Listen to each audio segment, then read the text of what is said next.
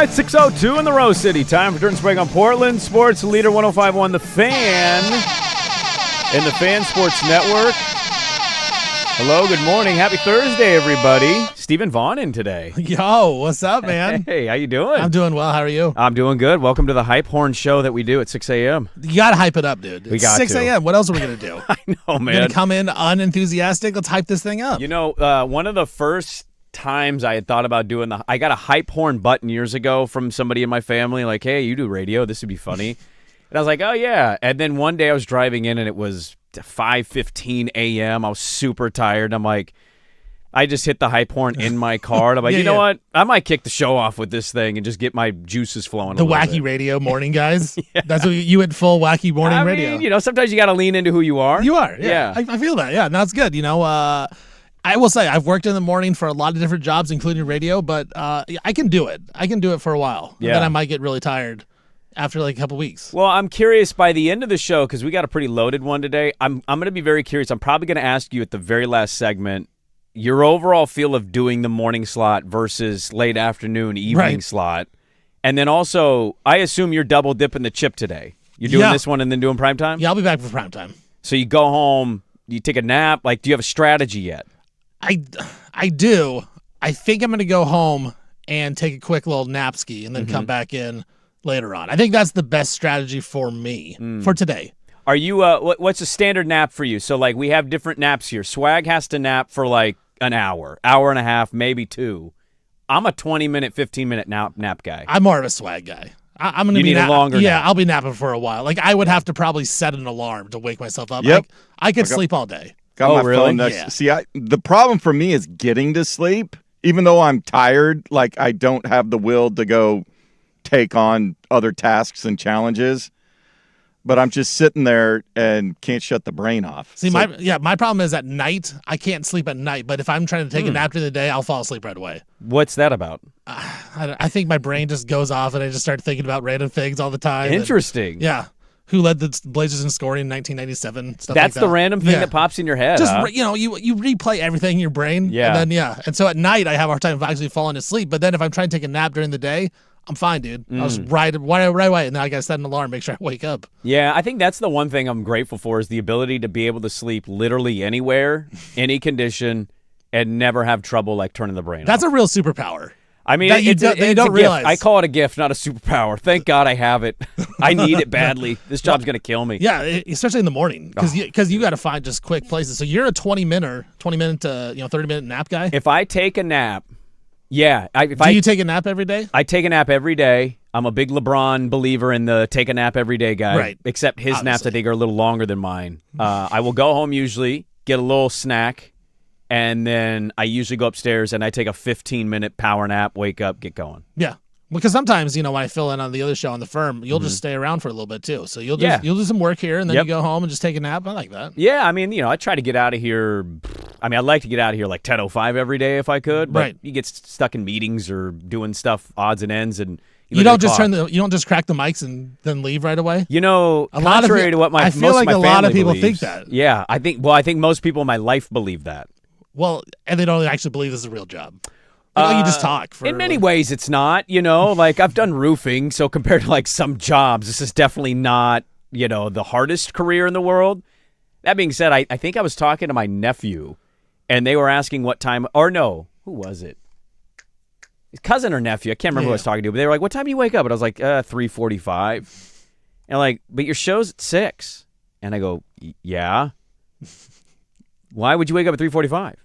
Because I got to get awake. You think I just roll out of bed and then literally drive in and do a show? You gotta prep. And they're like, I thought you just got in there 10 minutes before and just did the show and then you left by 10. And I'm like, no, that's not how any of this works. I tell you what, sometimes as a producer of Primetime, I feel like I could do that though. Those guys, they don't include me in anything. Really? No. Welcome to the club. Yeah, they don't include.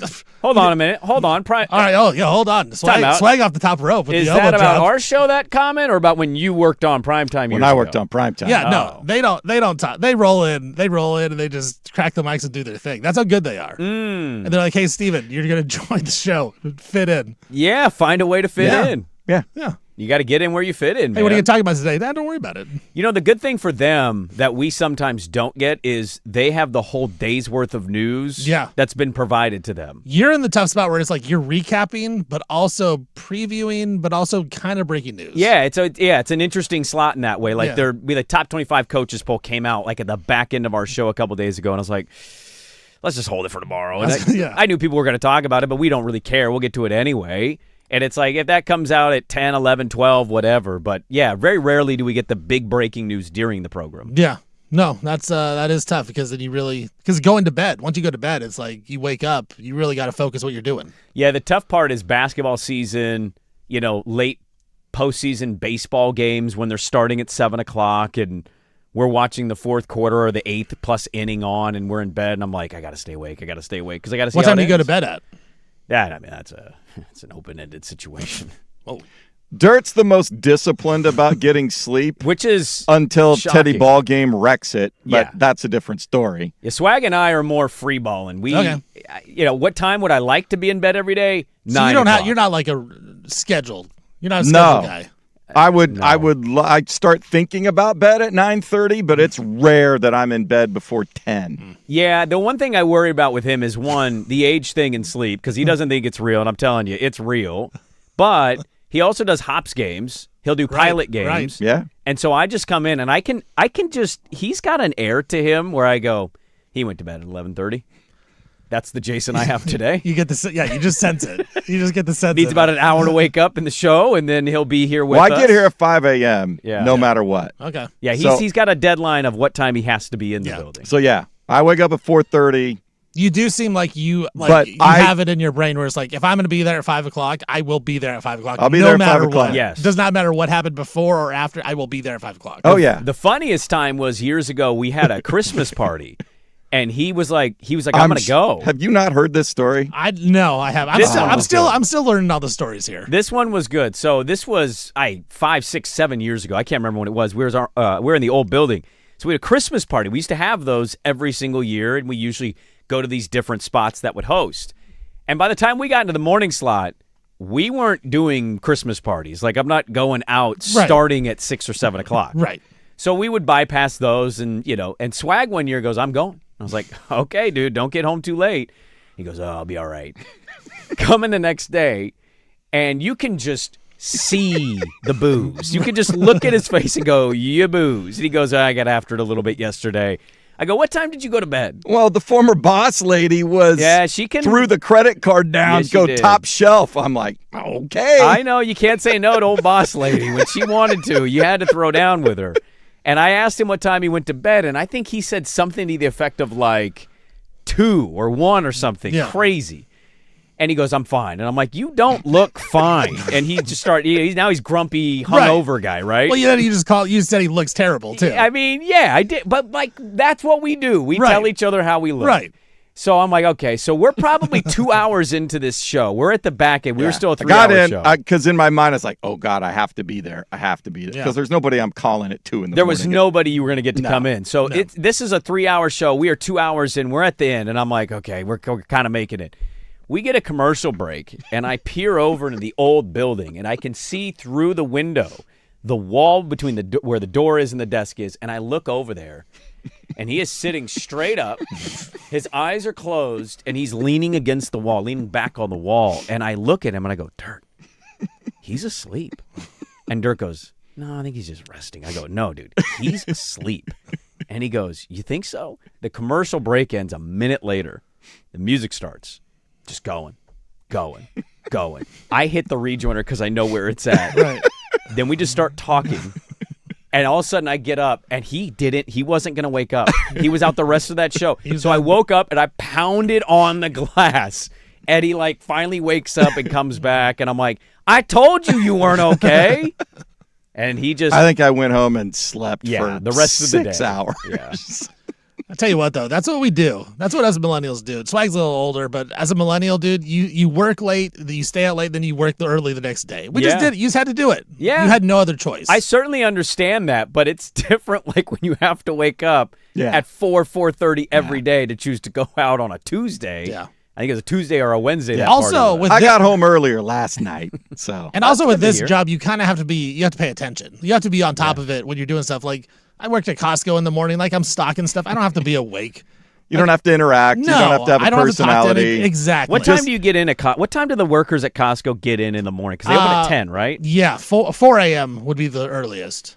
When People do get in at 4? shipments? Yeah. When do shipments actually? I'm assuming you get stuff every day. You know, I don't know that. I didn't work at the shipping department. I was a stalker, so like I would stock like the whole food section. So are you taking the pallets and moving them to different No, aisles? so they have drivers that move all the pallets, and they just put them out, and then you either have to like stock it manually, or you have a little what are those things? You can move them yourself. Oh, okay. Yeah. Yeah, like a little hand truck. Yeah, the hand truck thing. Yeah, you can yeah. move them in if it's like a Yeah. full pallet. I didn't know you worked at Costco. Yeah, dude, long time. We're big fans of Costco on this radio Oh, program. Yeah, Big I Costco fans. it was a college job, and then I worked there after I finished college as well for a couple of years. It's a great career. They pay you No, really they well do, and the, treat you well. The thing is I saw that there are Costco lifers there for sure. Oh, yeah. And they seek you out. They can smell it. They're like, hey, this guy's gonna be a lifer. So I was like, dude, I refused to have a locker. Like they all have their lockers in the back. I Yeah. refused because I was like, dude, if I get a locker, like that's a root. That's my roots growing out.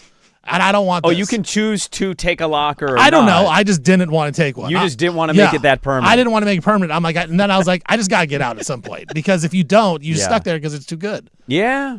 Yeah. I was like, I just didn't want to work there for my whole life. You know, like I wanted to do something else. I so- totally get it. Yeah, so I was like, I can't Yeah. lay roots, but at the same time, it's a really good job. Yeah, my especially high when you're a school young kid. college job was at a grocery store in Lake Grove. Yeah.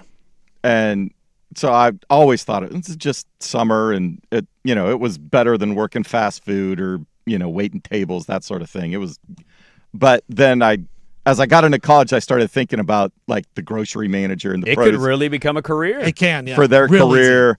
One summer there was a lockout. There was an actual grocery strike in Portland, and I couldn't work because if you were just summer, if you only worked 3 months, you didn't have to join the union. But if you worked more than 3 consecutive months, even Right. if you were part-time, Right. you had to join the union. And so when I came home for the summer, I was locked out.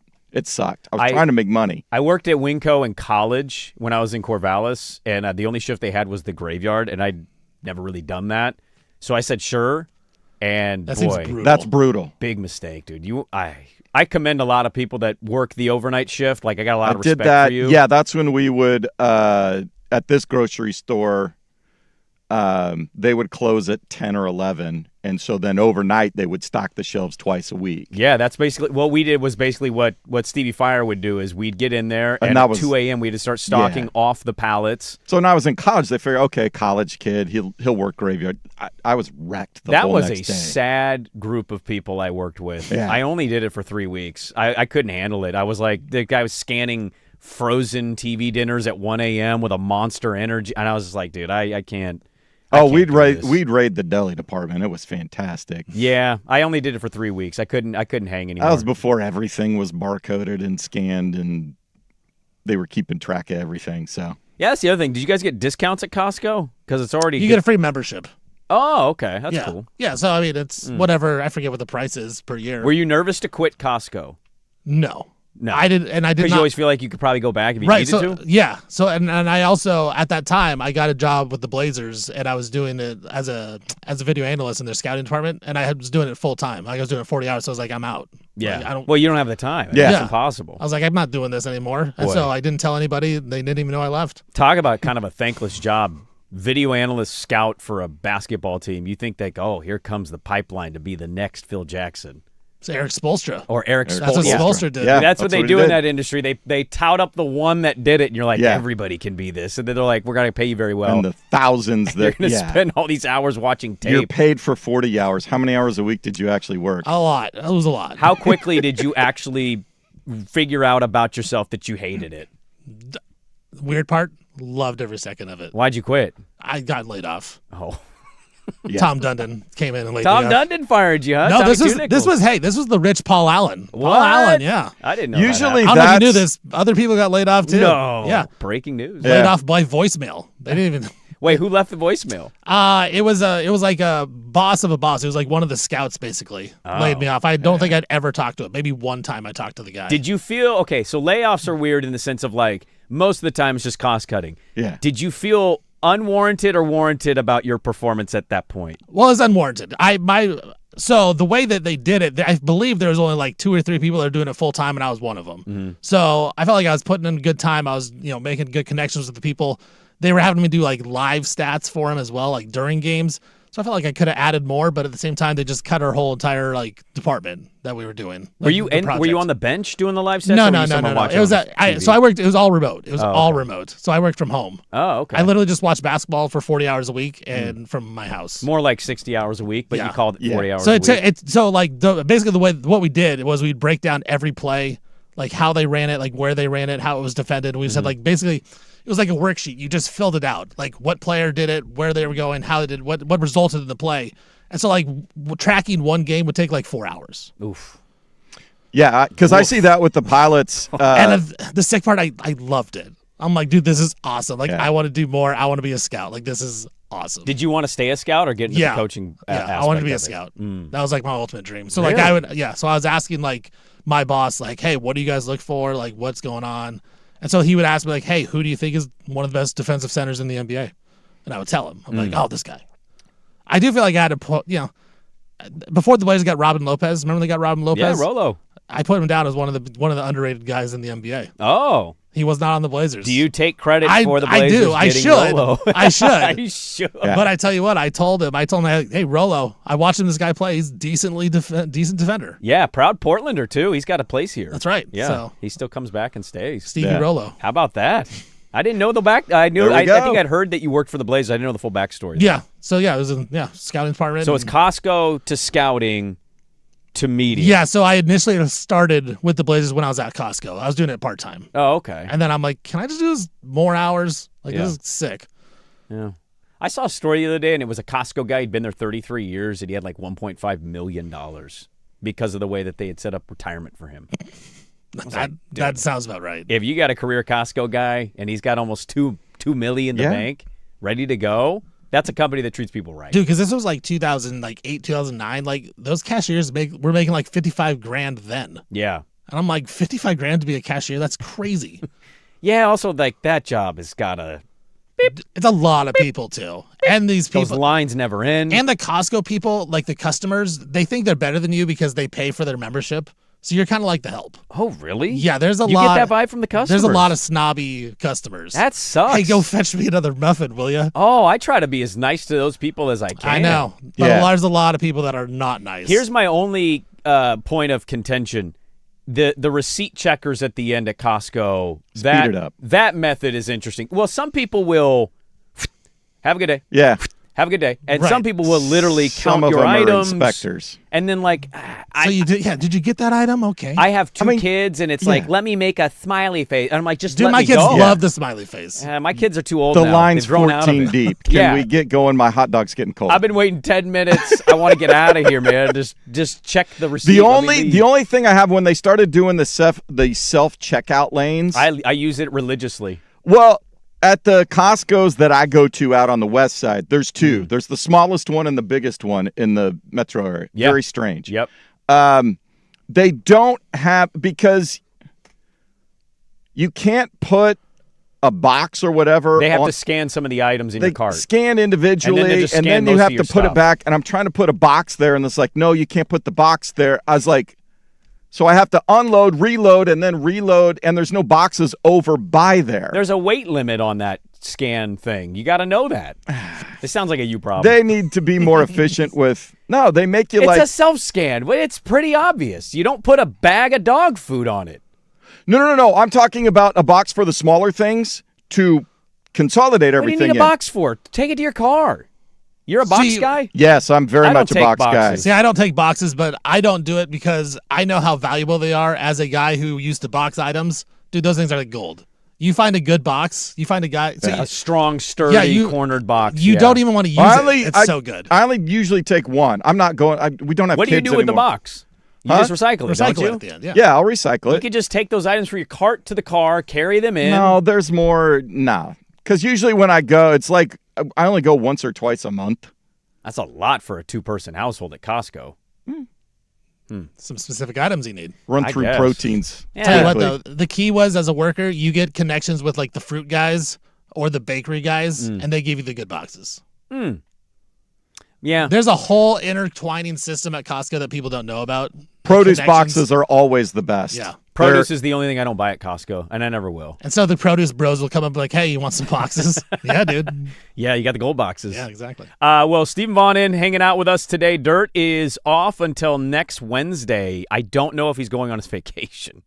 Well, he said they weren't planning to leave till this morning. Well, I texted him yesterday, and he said, my kid got sick. Oh, no. So we'll see. The fire smoke paired with the kid being sick, and I don't know how excited you get about it. But maybe because it was a big family excursion, he told us. I don't know how big the family excursion was, but yeah. if the other family goes over there, they could join them if kid gets better here in a day or two. Dirt. He's got another kid. That kid's gonna get sick a lot too. He made fun of me years ago. Said you got to have better system, Sprague. I'm like, okay. Yeah. Wait till you have a kid. He's gonna eat those words. Been sick a million times now. I can't wait for November when he's. Well, he won't be here. Maybe he'll be back by November. You don't know when she's gonna give birth. You don't know how long he's gone. We don't know how long he's gonna be gone. Do you? Well, he indicated it will be significantly less than the last time. Then 7 weeks? Yeah. That was a journey. 7 weeks with no co-host was a journey. But we got Greg Oden in studio for exactly an hour. 8 to 9 a.m. Greg Oden's going to be sitting in studio. I'm looking forward to this. And although I'm going to be staring at the back of his... Actually, I'm going to ask Stephen Vaughn to switch spots. Oh, okay. Because why would we not try to get him on the... Exactly. You know what I mean? I was worried about actually seeing you because... he's a large individual. Well, Stephen Vaughn's not short either, so you might still not see me. It's very possible. I'm going to get tall, too. Yeah, exactly. Okay. So Greg Oden in studio from 8 to 9, and then immediately after Greg walks out, we've got a race car driver in. Yeah. Is it offensive to just call them race car drivers? Do I need to say IndyCar specifically? I think IndyCar, that's where he spent most, if not all, of his career. Will Power. Will Power in which studio. is just a great name. I believe yeah. he's won the 500. He has in 2018. Yeah. So he'll join us coming up in the 9 a.m. hour. We got the Magic Hat to get to. Cafe Day, Dirt and Sprague at 7. Loaded show. Let's get it going. Dirt and Sprague 105.1, The Fan.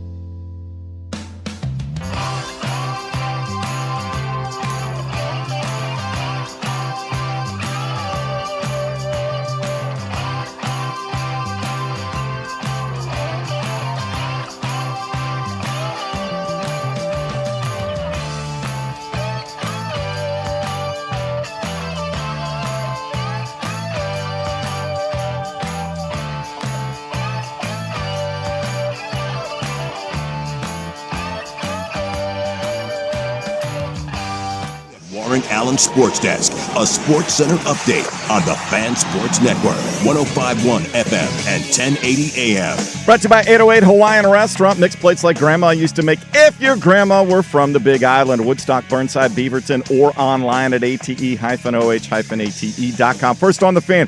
There will be football on your TV screen this evening. The NFL kicking off its 2026 season with a Hall of Fame game in Canton, Ohio. Panthers and Cardinals get the honor. Kickoff just after 5 on KGW8. Carolina, a 1.5-point favorite. Elsewhere in the NFL, Colts reach agreement with running back Jonathan Taylor on a 2-year, $44 million extension, while Stephon Diggs has joined the Commanders on a 1-year deal worth up to $12 million. Here at home, the Timbers start group play of the Leagues Cup, hosting Puebla for a 7:30 p.m. kickoff. You'll hear it on the Fan. Portland, the favorite at -165 on the money line. Pregame coverage at 6:30 immediately following primetime.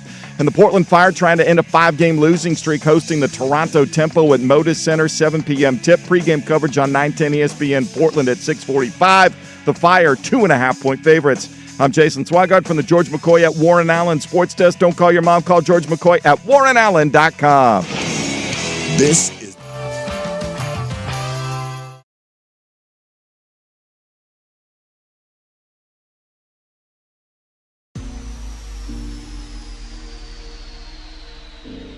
We'll get into college football. Check in day one of camps. Oregon State. Some feedback from Dan Lanning and Jamarcus Shepard. We'll squeeze that in. We got Cafe Day, Dirt and Sprague. Got a lot on the cafe notes to get to. I'll tell you the breakfast item coming up at the top of the hour. I like to dabble in a couple local things when I can in the 6 a.m. Steven, did you see much of the city council town hall that they had yesterday? I wouldn't say I saw a lot of it, but I did see some of the highlights. Saw a lot of the recaps of what was going on. Yeah? Takeaways? Seems like the city's mostly in favor of it, isn't it? Yeah, it did not change my opinion. My whole opinion the whole time has been I really don't think Tom Dundon bought the Blazers trying to move them. I think the Blazers want to stay here. I think they're just negotiating, and they're doing it out in public, which is never the best.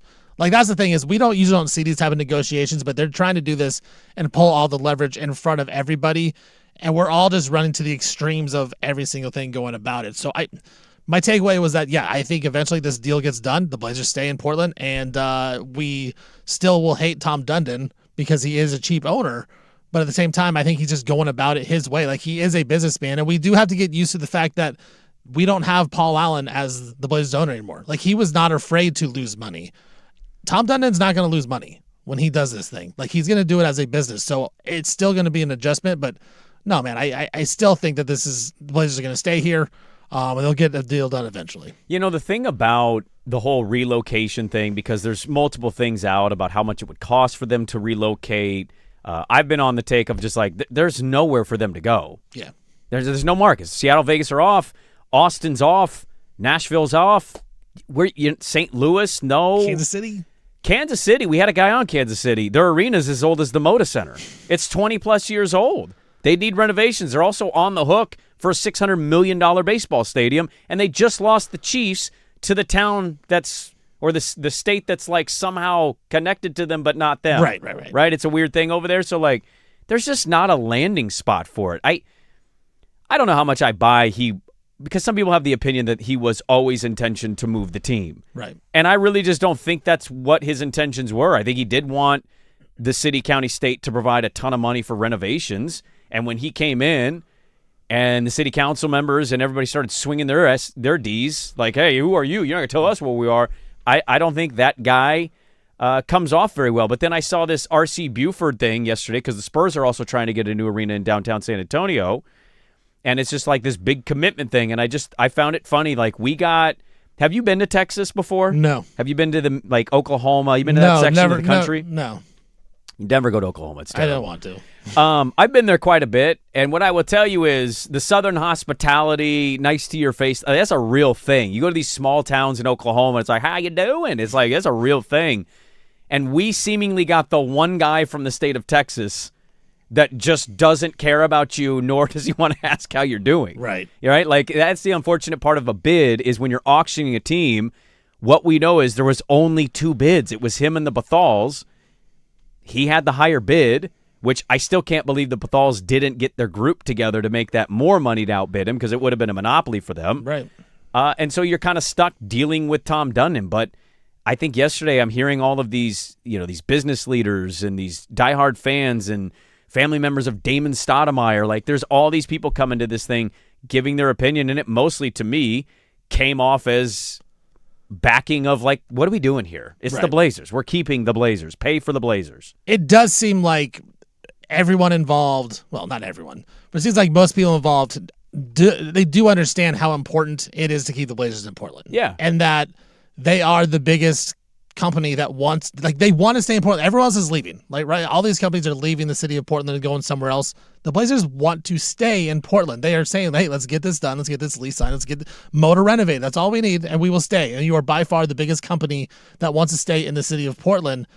I think people are understanding how important of a loss it would be if the Blazers were to leave, just to the city in general. It may not show perfect stuff from the start, money-making wise, all that kind of stuff, but if you lose the Blazers, it just goes into the national narrative of how bad of a city Portland is, how they can't hold anything, how it's on fire all the time, all this kind of stuff. Like, it just goes to that whole narrative that nobody wants to be here. And so you can't feed into that. Like, you really can't. And I understand, but the problem is I understand from the Blazers' point of view and Tom Dundon, like, they want the best deal that they can get.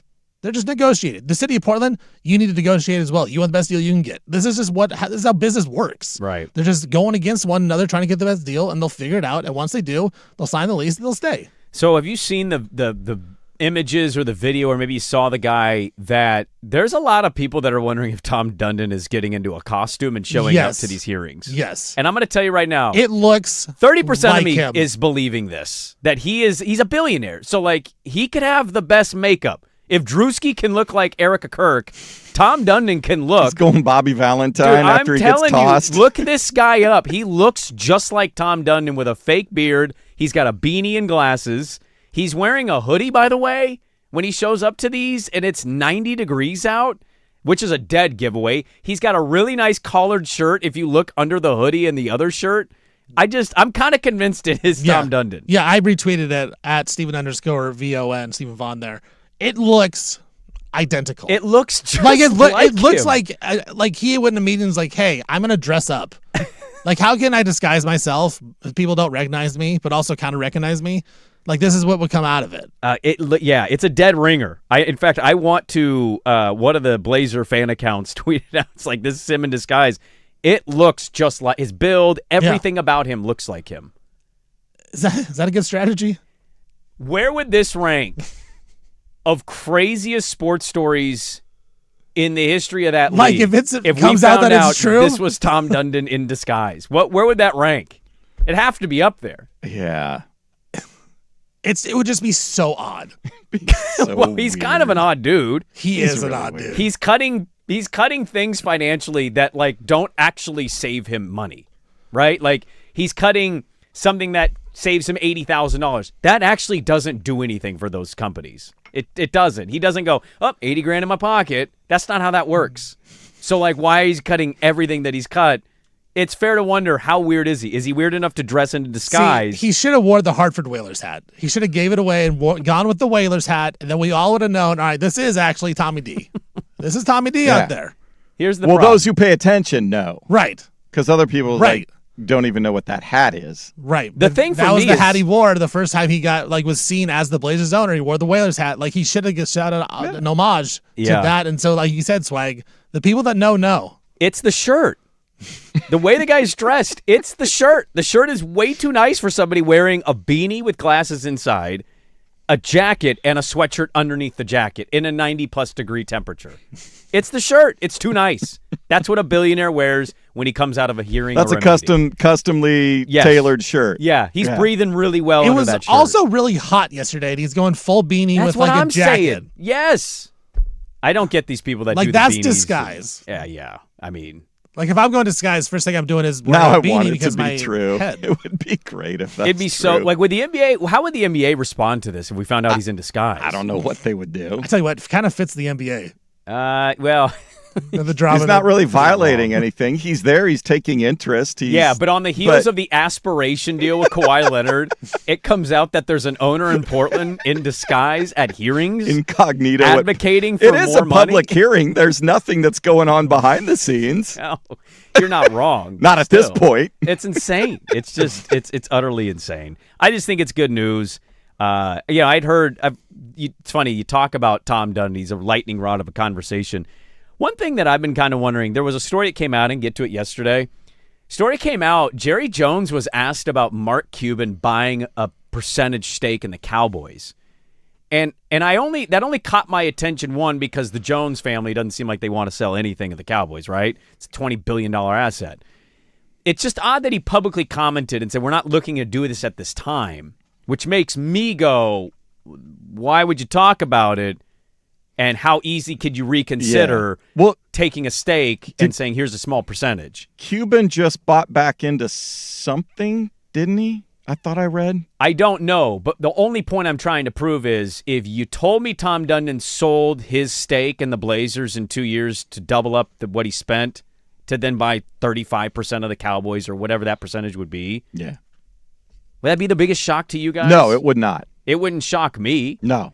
I can't remember who we heard it from. Well, he had to sell a percentage stake 12.5% of the Hurricanes to raise cash to finish the sale. Somebody told us, though, that like his grandiose plan is NFL.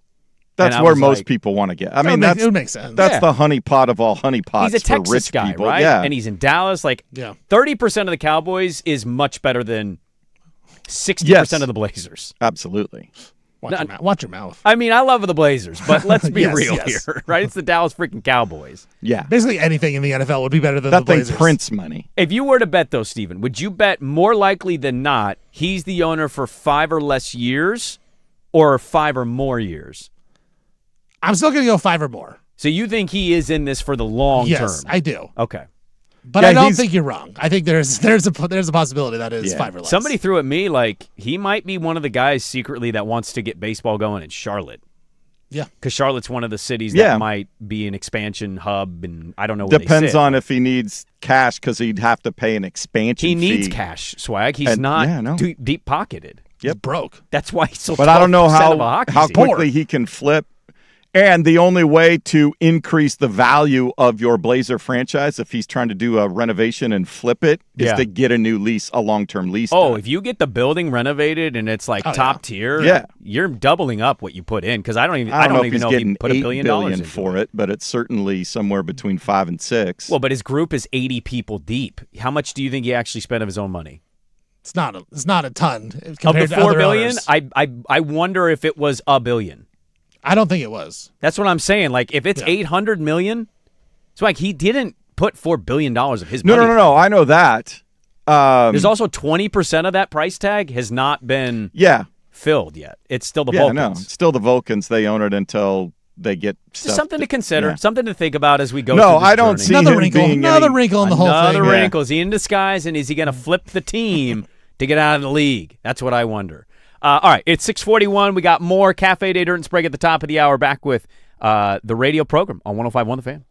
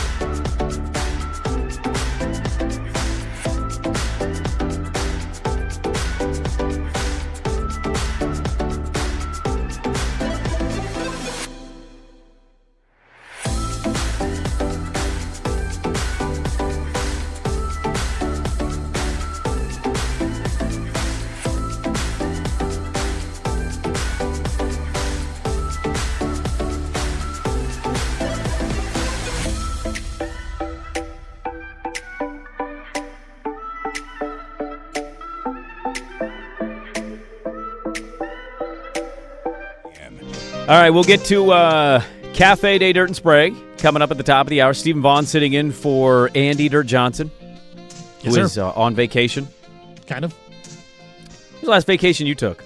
I just got back from vacation. That's right. Where did you go? We were at Lake Tahoe. Tahoe. Yeah. We've gone there the last 4 years, I want to say. Coach Vaughn has a connection through her work, so we get a pretty decent deal, or else I couldn't afford to go to Lake Tahoe every year. But yeah, so we go down there and don't you go during the golf tournament? We have in the past, yeah. We haven't the last couple of years because it just hasn't worked out. But yeah, I mean, we went like before. It was always popular, but now it's kind of like a thing. We kind of went before it was like really a thing, so we actually had like some pretty cool interactions with some guys. Yeah, like with the little guy, my little guy, he got some sick autographs the first year. Steph Curry, dude, everybody's Aaron so Rodgers. laxed at that thing that they're really engaging with. Did you see Jerry Rice chase away a heckler? That was awesome. That was great. Yeah, the weirdest one. So it was Aaron Rodgers right after he got traded to the Jets, so he was like super popular. Yeah, and he was going to the bathroom, legit like a bunch of. I mean, it had to have been 50 to 60. 30 to 40-year-olds just followed him over to the porta potties. And finally, security's like, guys, back up. That's really And then creepy. they all backed up, and my little guy, he was like 7 at the time, he was just standing there with his little notebook. He was holding it out as Aaron Rodgers walked out of the bathroom, and he signed it. See, the kid can get away with it. Right, because he didn't know. Man following grown men were just man like following him to restroom? the bathroom, dude. That's odd. And so my little guy followed everyone else. He was like, yeah, cool, I'm going to be like everyone else. Then he's just standing there like, hey, can I have an autograph? Yeah, that's a good golf tournament. Me and Dirt have always talked about trying to just pay our way down to go do their show there just to get the guest part of it. They do, and people do that now. Yeah, I know. All these events, the combines, the golf tournaments, like the media days, you go to these things, man, at the access, you can't beat it. My mom famously, she didn't vacation very often growing up, but she went on a trip once with her friend to Tahoe. Yeah. And she came back, and I didn't know about this golf tournament, right? I think it's been going on a long time. Mm-hmm. But I was a kid, and she came back, and she goes, there was a golf tournament happening when I was there. I was like, that's cool. She goes, Michael Jordan was there. I was like, oh, really? And she goes, yeah, we met his brother. And I go, that's sick. That's awesome. Yeah. And she goes, he was really nice. And I was like, well, he's probably hitting on you. And she goes, well, he's flirting a little bit. And I was like, that's cool. That's cool. And she goes, he told me. And I go, no, what? He told me Michael was going to send you an autograph. Ooh. And I said, oh, did you give him the address? Well, no. He said he'd look it up. And I go, Mom, it's Michael Jordan. He just remembers, yeah. And she had, like, it just did not, it did not register how impossible that was going to be. Right. But yeah, that's the closest to the Tahoe golf tournament I've had story-wise. It's great. And last year, Larry David was there, so I'm a little mad I didn't get to go because I love Larry David. I'd want to say hi and thank you, but also I know he's curmudgeon-y. Right. Probably gets annoyed of it. He'd been really mad at you if you said that to him. I know, but like I still want to say, well, he was alive. I told him thank you. You're a comedic genius. He's the best. I love Larry David. Dude, his new show's pretty funny, the history one. Yeah, it's solid. It is solid. Yeah. For sure. So I was a little sad we didn't get to go this year, but yeah, no, I mean, like my wife, she's got to see Bobby Flay maybe the last time we were there. Bobby Flay? And that was like her dream. Yeah. And like all these chicks, dude, like 40-year-old moms flocked to Bobby Flay. And I'm like, this is crazy. There's internet rumors about Bobby. You gotta be careful with your wife. Bobby. I know. Flay. I told her, I said, hey. He knows how to cook. I go, if Bobby makes a move, go for it. Really? Yeah. That's the hall pass? Yeah. Bobby Flay would be the hall pass. That's for her if she wants it. What would your hall pass be? That's tough. Who's your Bobby Flay? I mean, Sydney Sweeney at the time right now. Sydney Sweeney? She's great. Yeah. She's great. She's in Washington State helping Spokane firefighters. Well, why am I not up there? She's a hero. Oh. National treasure. She is a hero. She is a hero. Yeah. God bless her. We'll get to Cafe Day Dirt and Sprague. I know you're a hoops guy. We've talked hoops a little bit off the air, and we've talked hoops obviously on the air a little bit. I'm very curious, where's your football fandom at? College football. Like, you got the college football itch, the fever? Like, where are you at right now? College football is my favorite sport. It is your favorite sport? It's my favorite sport. Over basketball? Yes. I can talk basketball way more because obviously, working for the Blazers, you learn a lot of things. I played basketball. You played it. You understand a little more. Played small college basketball, whatever. But like just watching it and betting on it, college football is by far my favorite sport. And then college basketball will be more, I like it more than the NBA as well. You like college basketball more than the NBA? Yeah. Why? The styles. You get different styles still. The NBA, every copycat league. Every team plays the exact same style. I feel like college is trending and it is. To the every style. 100%. You're 100% right, and I hate it. But the NBA is literally the same style every team has. College basketball still has, you're different. Well, the higher some levels, will press, some will play zone, some will man-to-man, some will still try to, Michigan State still just want to crash the boards. Like, they're not shooting threes. They just want Syracuse 2-3? Yeah, like, exactly. like that kind of stuff I get geeky about. You like the quirky kind of differences of it. But, of Okay. course, when you get to the So are you NBA, a big St. Mary's fan? love St. Mary's. Randy Bennett, dude. ASU now. He's at ASU? I know. Yeah. They stole our point guard. Oh, brutal. Well, they Portland's failed their point Portland's guard. had a couple decent players that got stolen, last couple of years. Yeah, well, I mean, you can't keep up with the NIL. You can't. World. It's pretty hard. No. But then, of course, when you get to like the NBA playoffs, dude, there's nothing better than that. I tend to agree with There's you on that nothing one. better than that. Well, it's interesting, like, right now when you look at the college football landscape, I just like what to make of the favorites versus not the favorites. Ryan Day, and we'll get to him in the cafe, of like none of these preseason things matter. We all know who these teams are. Like if you want to say this team's 2 or this team's 9, there's not really a difference. Right. It's who's going to handle their business. Notre Dame to me is the most. I know there's a lot of pressure on landing in Oregon. This whole title of bus bowl, that's not real, but we're making it real. Sarkisian at Texas, I think that's real. That's pressure, man. You don't go to the playoff again, or you don't go to like a certain portion of the playoff. What is that going to mean for you? Notre Dame is the most fascinating team in college football to me because their schedule's not tough. No. They're being picked as maybe the favorite in the entire sport. CJ Carr is, in some books, 1 or 2 in the Heisman category. I think he's the best player in college football. You think he's the best player? I think he wins the Heisman. Really? Yep. So I don't know how to gauge Notre Dame right now. Well, you're right about the schedule. It's Miami at home, Yeah. and then they play at BYU. Yeah. Those are the 2 hardest Those games. are the 2 tough games. Right. So let's just say worst case scenario for them, they lose both those games. They're 10-2. They're still in the playoff. Yeah, 10-2 Notre Dame's always going to make it. And so they didn't last year. Well, you're right. But they had a weird tiebreaker. That's the thing is they didn't That's do a it good last year. point. They'll put them I in don't this know year if because of 10 that. and 2, if those are your 2 losses, I don't know if that gets them in. I think That with schedule is pretty. with the hype with them, they'll get in. Who's After the that, they're toughest team on the schedule minus those 2? SMU, I want to say. SMU, and that's a home game for Notre Dame. Yeah, you can't lose SMU. But also Lashley's pretty good, and they got a quarterback in his 3rd year as a starter. After that, it's tissue paper Is soft. Wisconsin on that schedule? Yeah, that's their opener. At People Lambeau. are buzzing on Wisconsin. Well, they got a little quarterback, Colton Joseph. Oh, man. From Old Dominion. Now I'm really scared. Luke Fickell might run the ball No, finally. they're going to lose by a million in that game. I don't buy Wisconsin at all. I'm buying Notre Dame. I am buying Notre Dame this year. because our friend Josh Pate picked them to win the title. They're like, I think they're 1, 2, or 3 in the title odds now. So I don't know. Marcus Freeman's an interesting coach to me too. Like he's obviously really good. NFL teams want him. Yeah, he's the hottest guy in the sport, literally. Literally. And they were 10-2 to your point last year. Didn't make it because of that weird tie-breaking scenario with Miami, who was 5th in their conference but somehow got to represent it. Very odd dynamics in college football. I'm Jones in for it. We'll get to it in the second hour. We'll kick it off. Cafe Day, Dirt and Sprague, hour number 2. Kick it off there on 105.1 The Fan.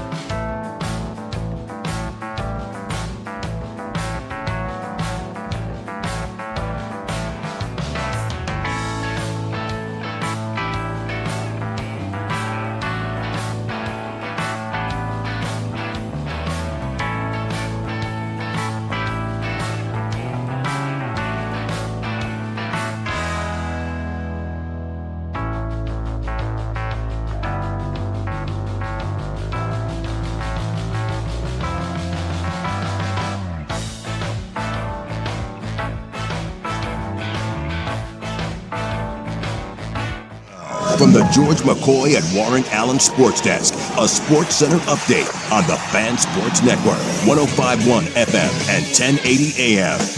First on the Fan, the NFL gets its 2026 season going tonight in Canton, Ohio. It is the Hall of Fame game. The Panthers and Cardinals get the honor. Kickoff set for just after 5 on KGW8. Panthers 1.5-point favorites. Here at home, the Timbers start group play in Leagues Cup. They host Puebla, 7:30 p.m. kickoff from Providence Park. You'll hear it on the Fan. Portland a favorite on the money line at -165. Our pregame coverage starts at 6:30 immediately following primetime. And the Portland Fire trying to end a 5-game losing streak, hosting the Toronto Tempo over at Moda Center. 7 o'clock tip. We'll have pregame coverage on 910 ESPN Portland starting at 6:45. The Fire 2.5-point favorites. I'm Jason Swigard from the George McCoy at Warren Allen Sports Desk. Don't call your mom. Call George McCoy at warrenallen.com. This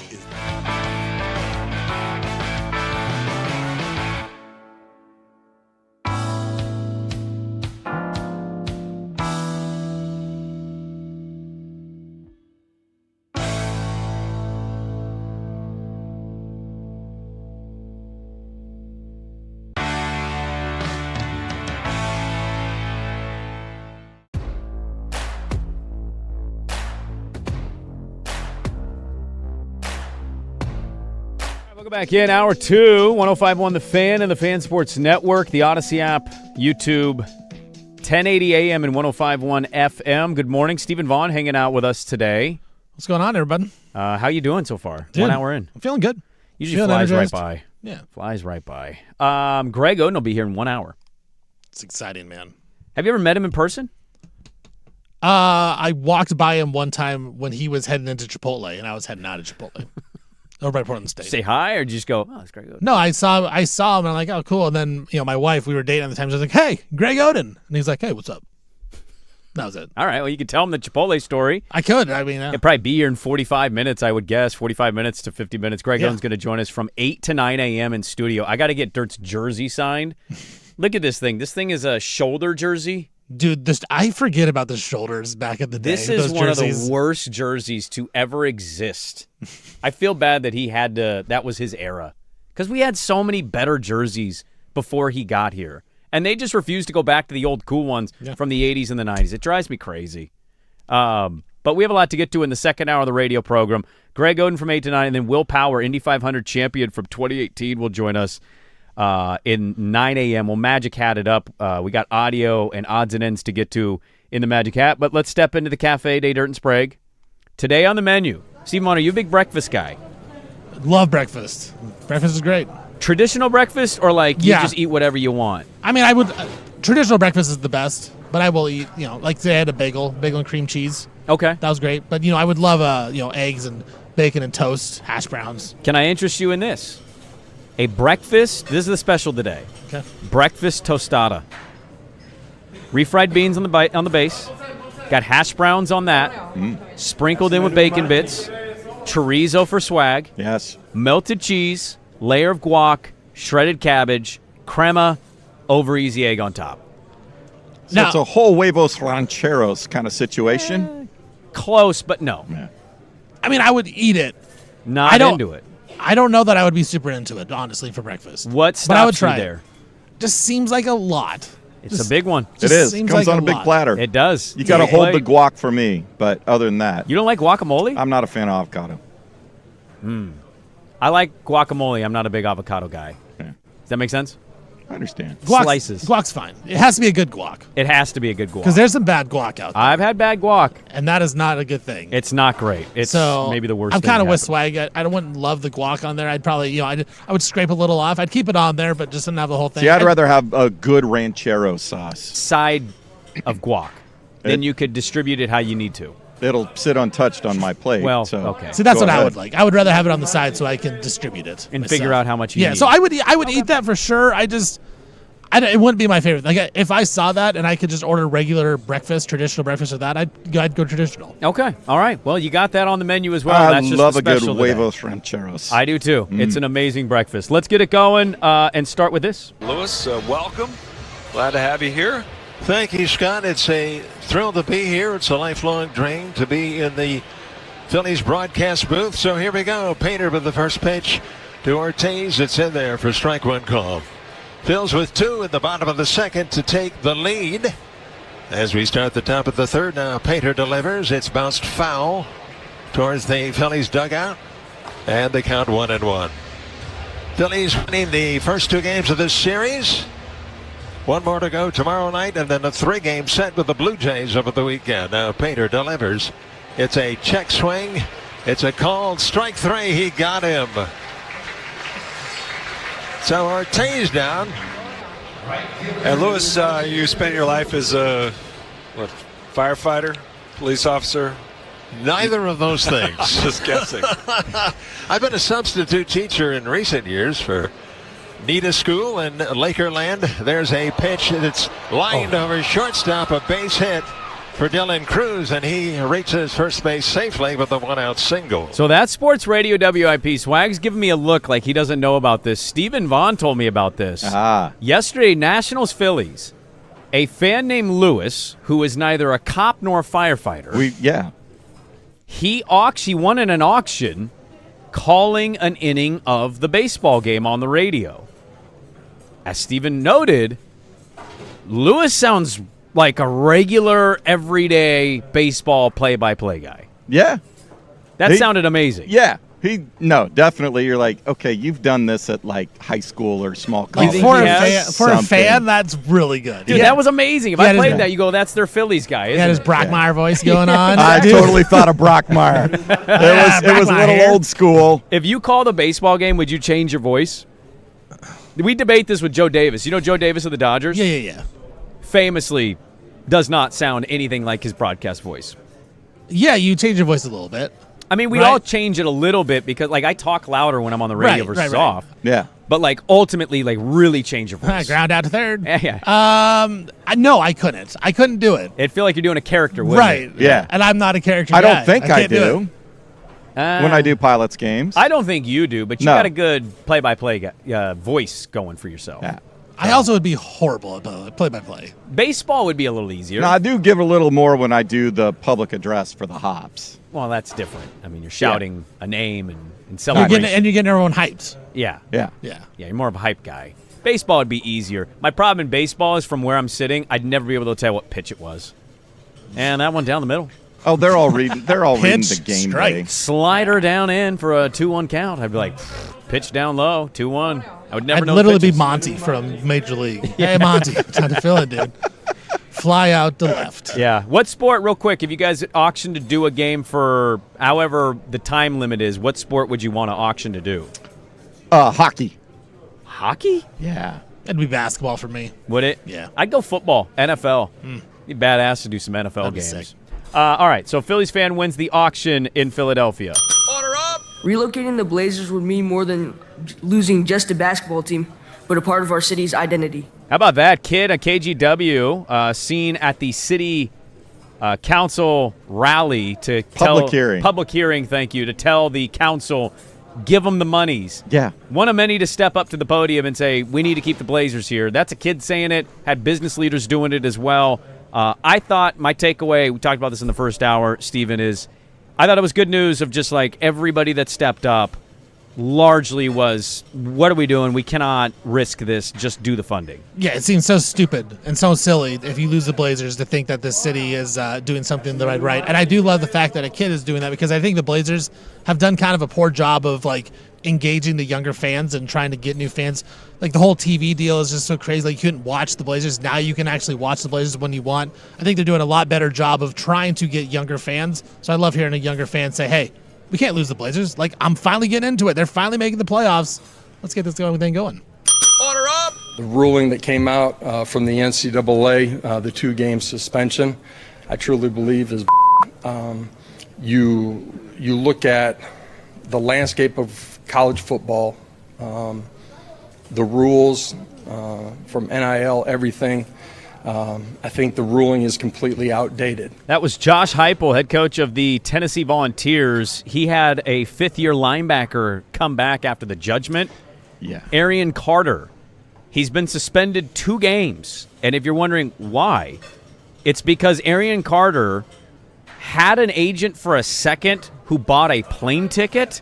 Yeah, this is dumb. He then fired the agent or let him go, paid the agent back $427.48 for buying the plane ticket, and the NCAA came out, because he's allowed to play now with that 5th year, came out and suspended him for 2 games, and that's Heupel. But what wasn't the whole thing is because he explored the NFL? Something. It's something totally stupid. So Lanning was asked about if he is going to dabble in the 5th year guys yesterday at his post-practice press conference, and he basically was like, there's so many like avenues where they have to fit a criteria on the team.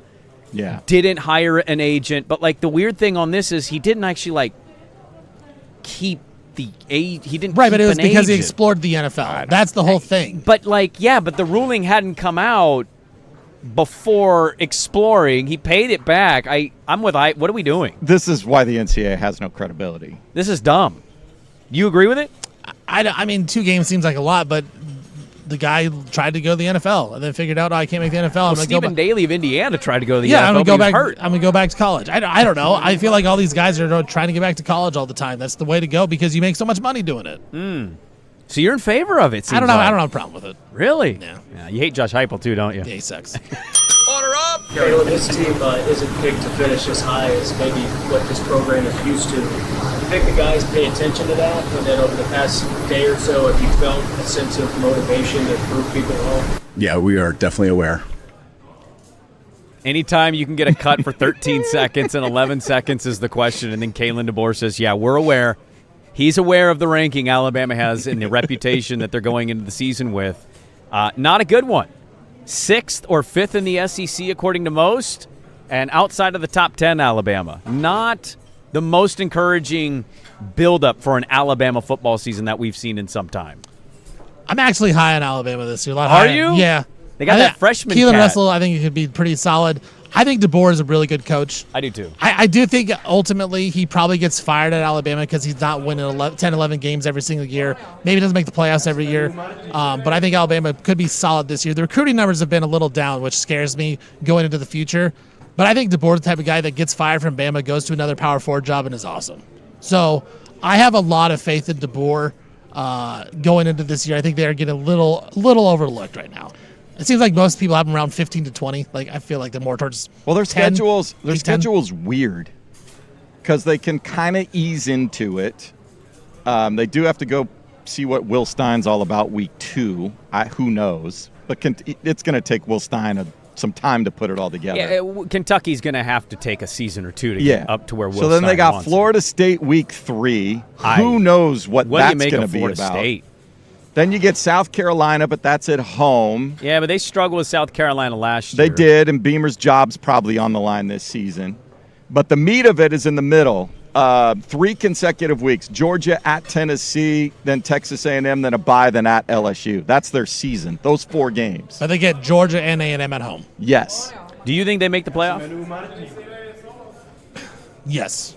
It's fascinating. He got that extension, and like you just said it, like he's going to get fired. Like, but they have to pay 90% of whatever they owe him on the contract when they fire him. The extension was weird. It's very odd, especially after the way it ended last season, getting just dump trucked by Indiana. Well, I wonder if Greg Byrne was like, dude, I don't want to play this coaching roulette game where we also pay $80 million and then pay another $60 to another coach. Yeah. Like, let the guy build. But to your recruiting point, Stephen Vaughn, we looked it up. Dirt found out of the 15 top recruits in the state of Alabama, they've got 0 of them. Yeah, the recruiting's been bad with DeBoer. That's where it really hurts. Order up! I'm excited about this team. We've got a lot of growth needed. We have to test toughness, and a word we talk about a lot around here is grit. And we got to find out what kind of grit we got during this camp, so when we get in these fourth quarter battles, we can win them. There's Kirby Smart, day 1 of Georgia camp. Georgia, by some, picked to win the national championship or be a top 4 team.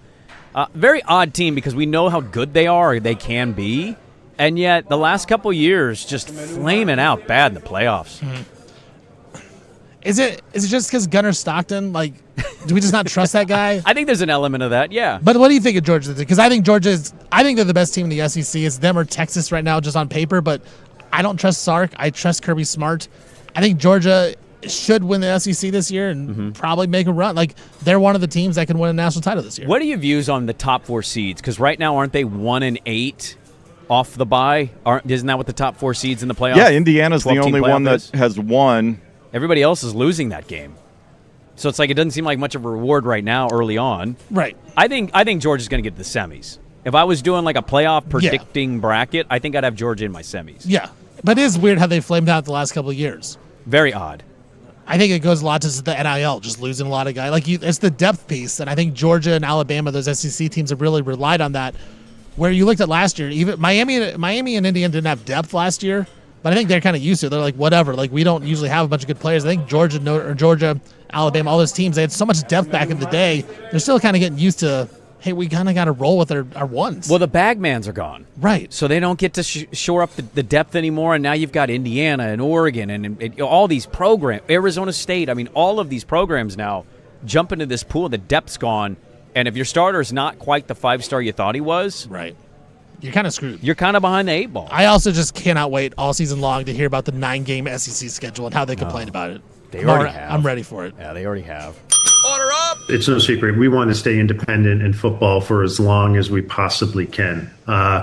That's important. It's part of the Notre Dame DNA, part of our identity. And Mike, when you have the history of Notre Dame, when you have the contract and the arrangement, 35 years and counting with NBC, which is unique in college football, really unique in sports, certainly in football, that relationship with NBC. When you're able to invest in the facilities the way we have, when you have total alignment at the university from the top of the top with our president, Father Bob Dowd, and our chair, John V. Meyer, we're set up to stay independent, but we can't turn a blind eye to changes in the college football landscape. So we have to stay flexible. We have to be able to call audibles along the way. There is a pseudo-commissioner / athletic director, the only one who gets to operate that way, Pete Bakwa. How do you say his last name? Bavakwa, thank you. I can't stand this guy. Notre Dame gets to do whatever they want every year. I hate it. Well, this is where the scheduling piece, if we take advice from Jed Fish, which,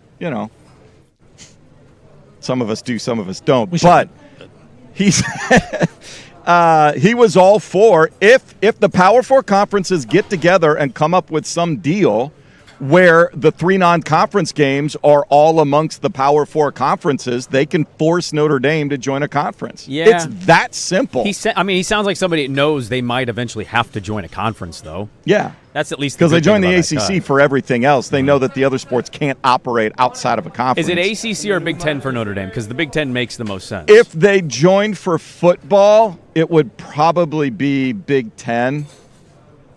I would think. Well, when the SEC and Big Ten break off, they'll invite Notre Dame and they will join for sure. So. They'll invite Notre Dame and Miami. Do you think that's going to happen? Clemson, Florida State, 100%. And I hate it too. I love college football. I think we're going down that road. Yeah. That's all up. That's all up to the TV networks. It really is. If they they're the ones that did all this anyway. Yeah. So if they think just having those 2 conferences and a few other teams can support itself in a league, because it'll be, I think it's 32 teams between the 2 leagues. Yeah, 18 it's a league. It's a literal league. If you but they would, 18 and 14, they would add those 4. They would add Notre Dame, Clemson, Florida State, Miami. If Dabo sucks, why are we adding Clemson? Because they're rivals with South Carolina. I don't know. Just interesting to think about.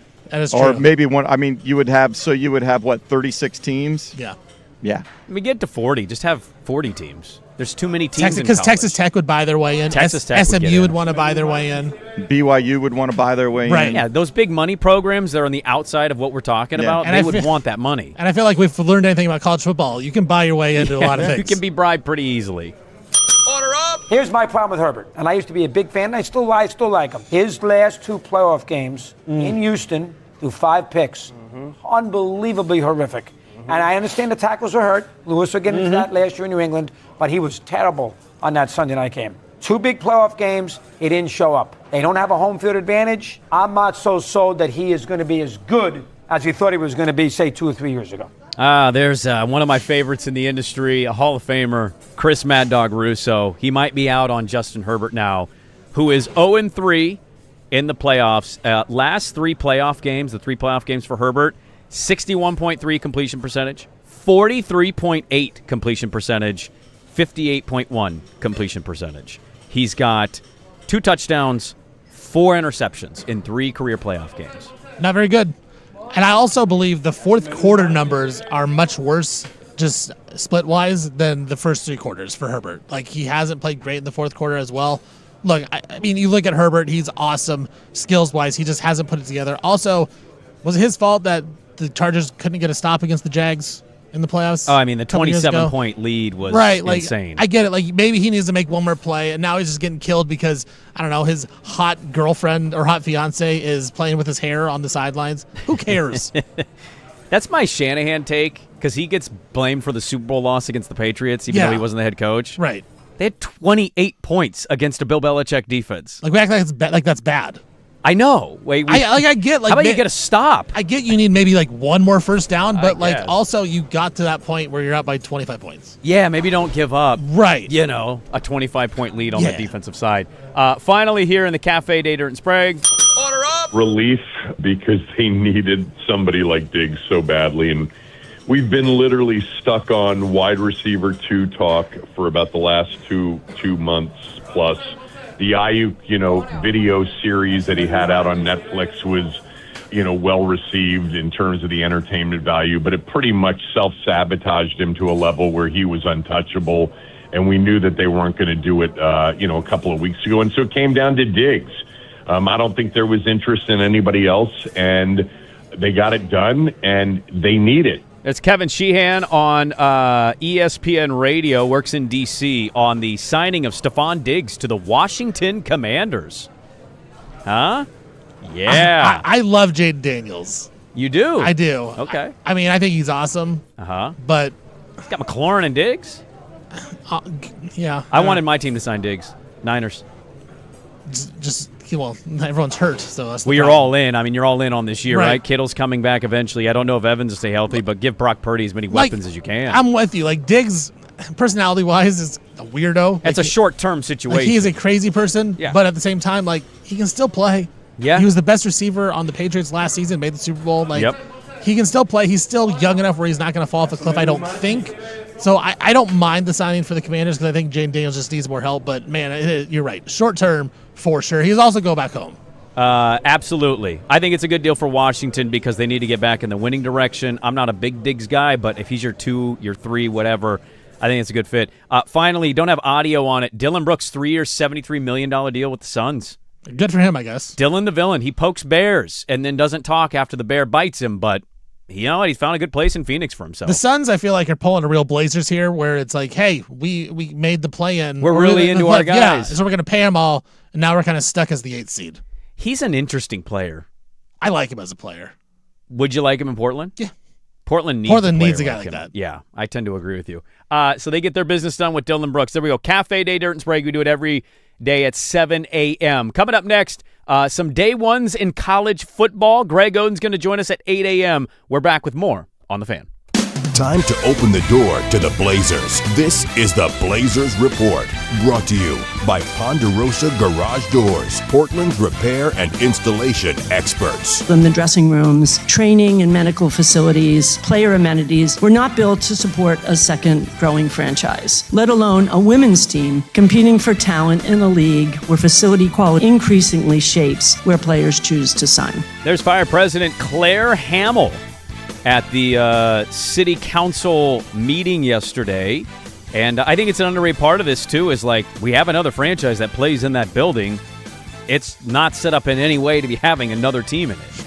No, yeah. The Fire have been not in the conversation about the Moda Center at all. No, they haven't. It's all Tom Dunn and all Blazers. The Fire have made themselves present and vocal at multiple hearings now. Yesterday, Claire Hamill giving her thoughts on this renovation and how important it is for the Portland Fire. This Blazer Report brought to you by Ponderosa Garage Doors, where they are taking service to new heights. Call Ponderosa today or visit them at ponderosagaragedoors.com. Too cute.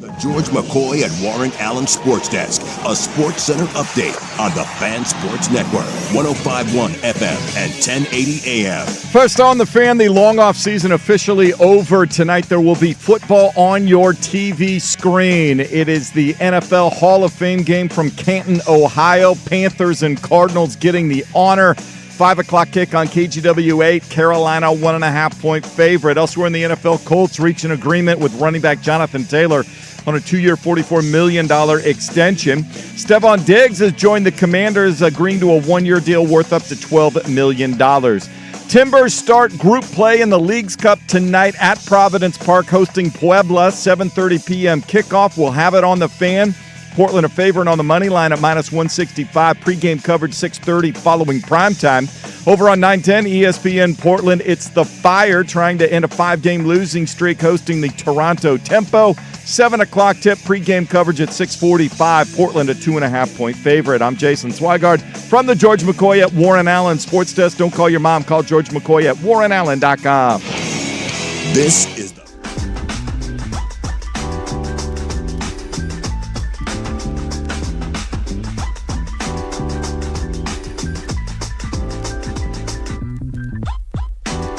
Greg Oden's going to be here in a half hour, we think, we hope.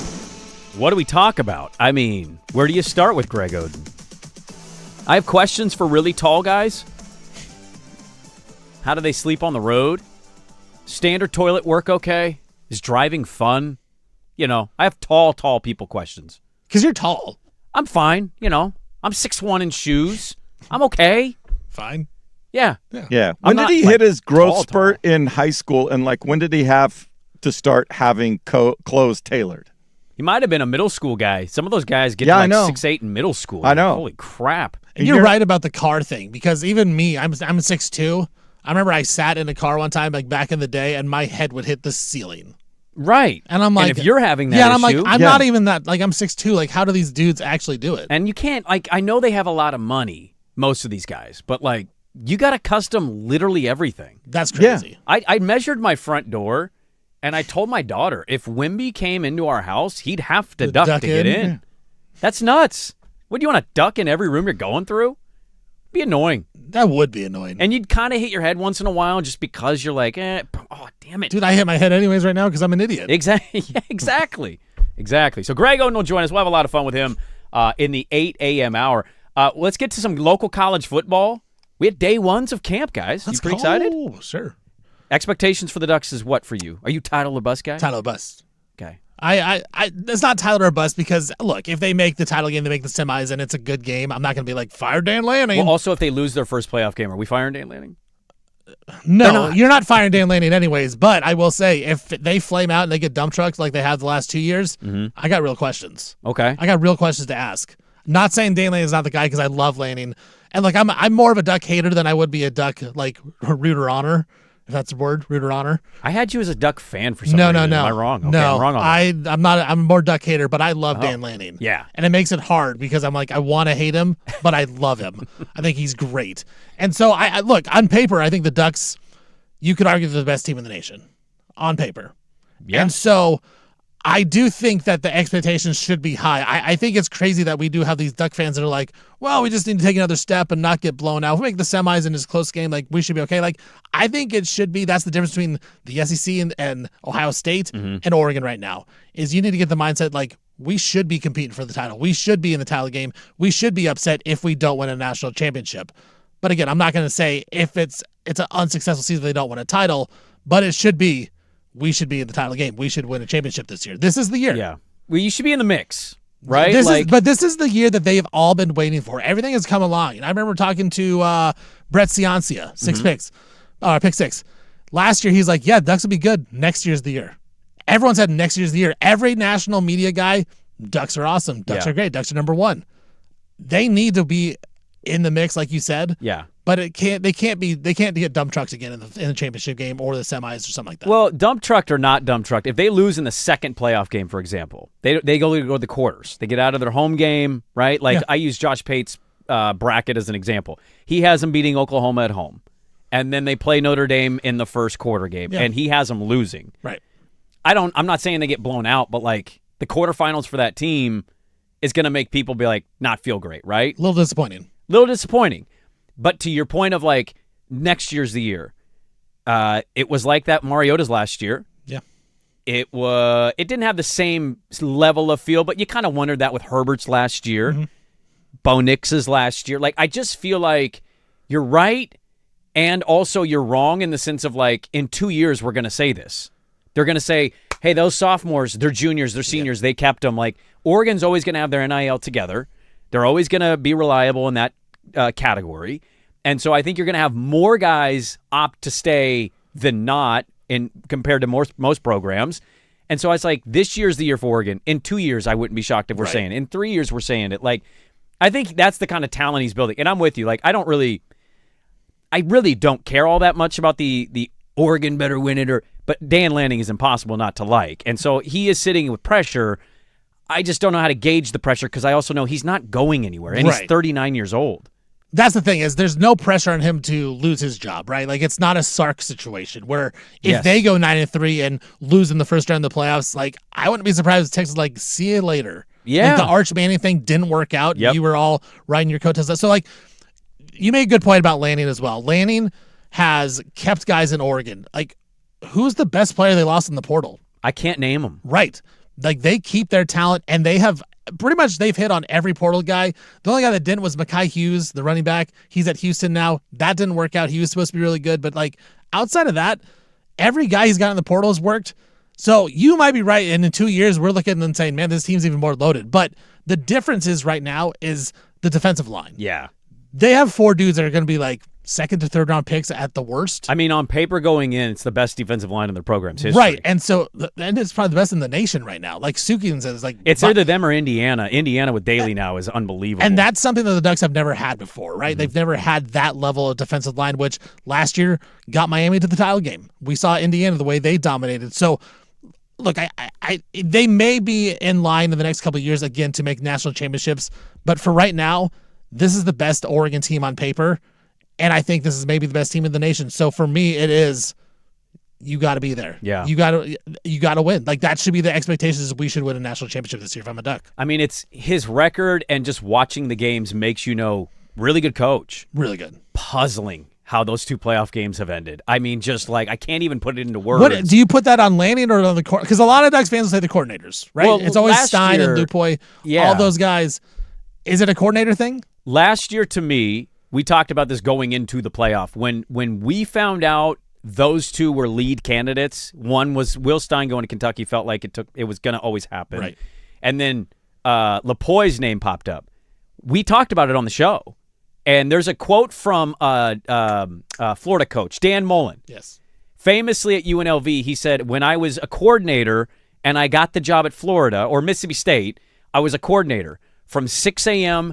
to 6 p.m., until 6 a.m., I was the head coach of Mississippi State. That was the life you were living. Yeah. That's what they were doing. We talked about that on our show going into the playoff of like, this could be a problem. And people poo-pooed it. Until Indiana absolutely bludgeoned them. So I think last year was a weird combination of their coaches were kind of checked out building programs. The year before that, I have nothing. Just weren't prepared. Ohio State was. And, oh, by the way, Ohio State got to play the week before you against Tennessee.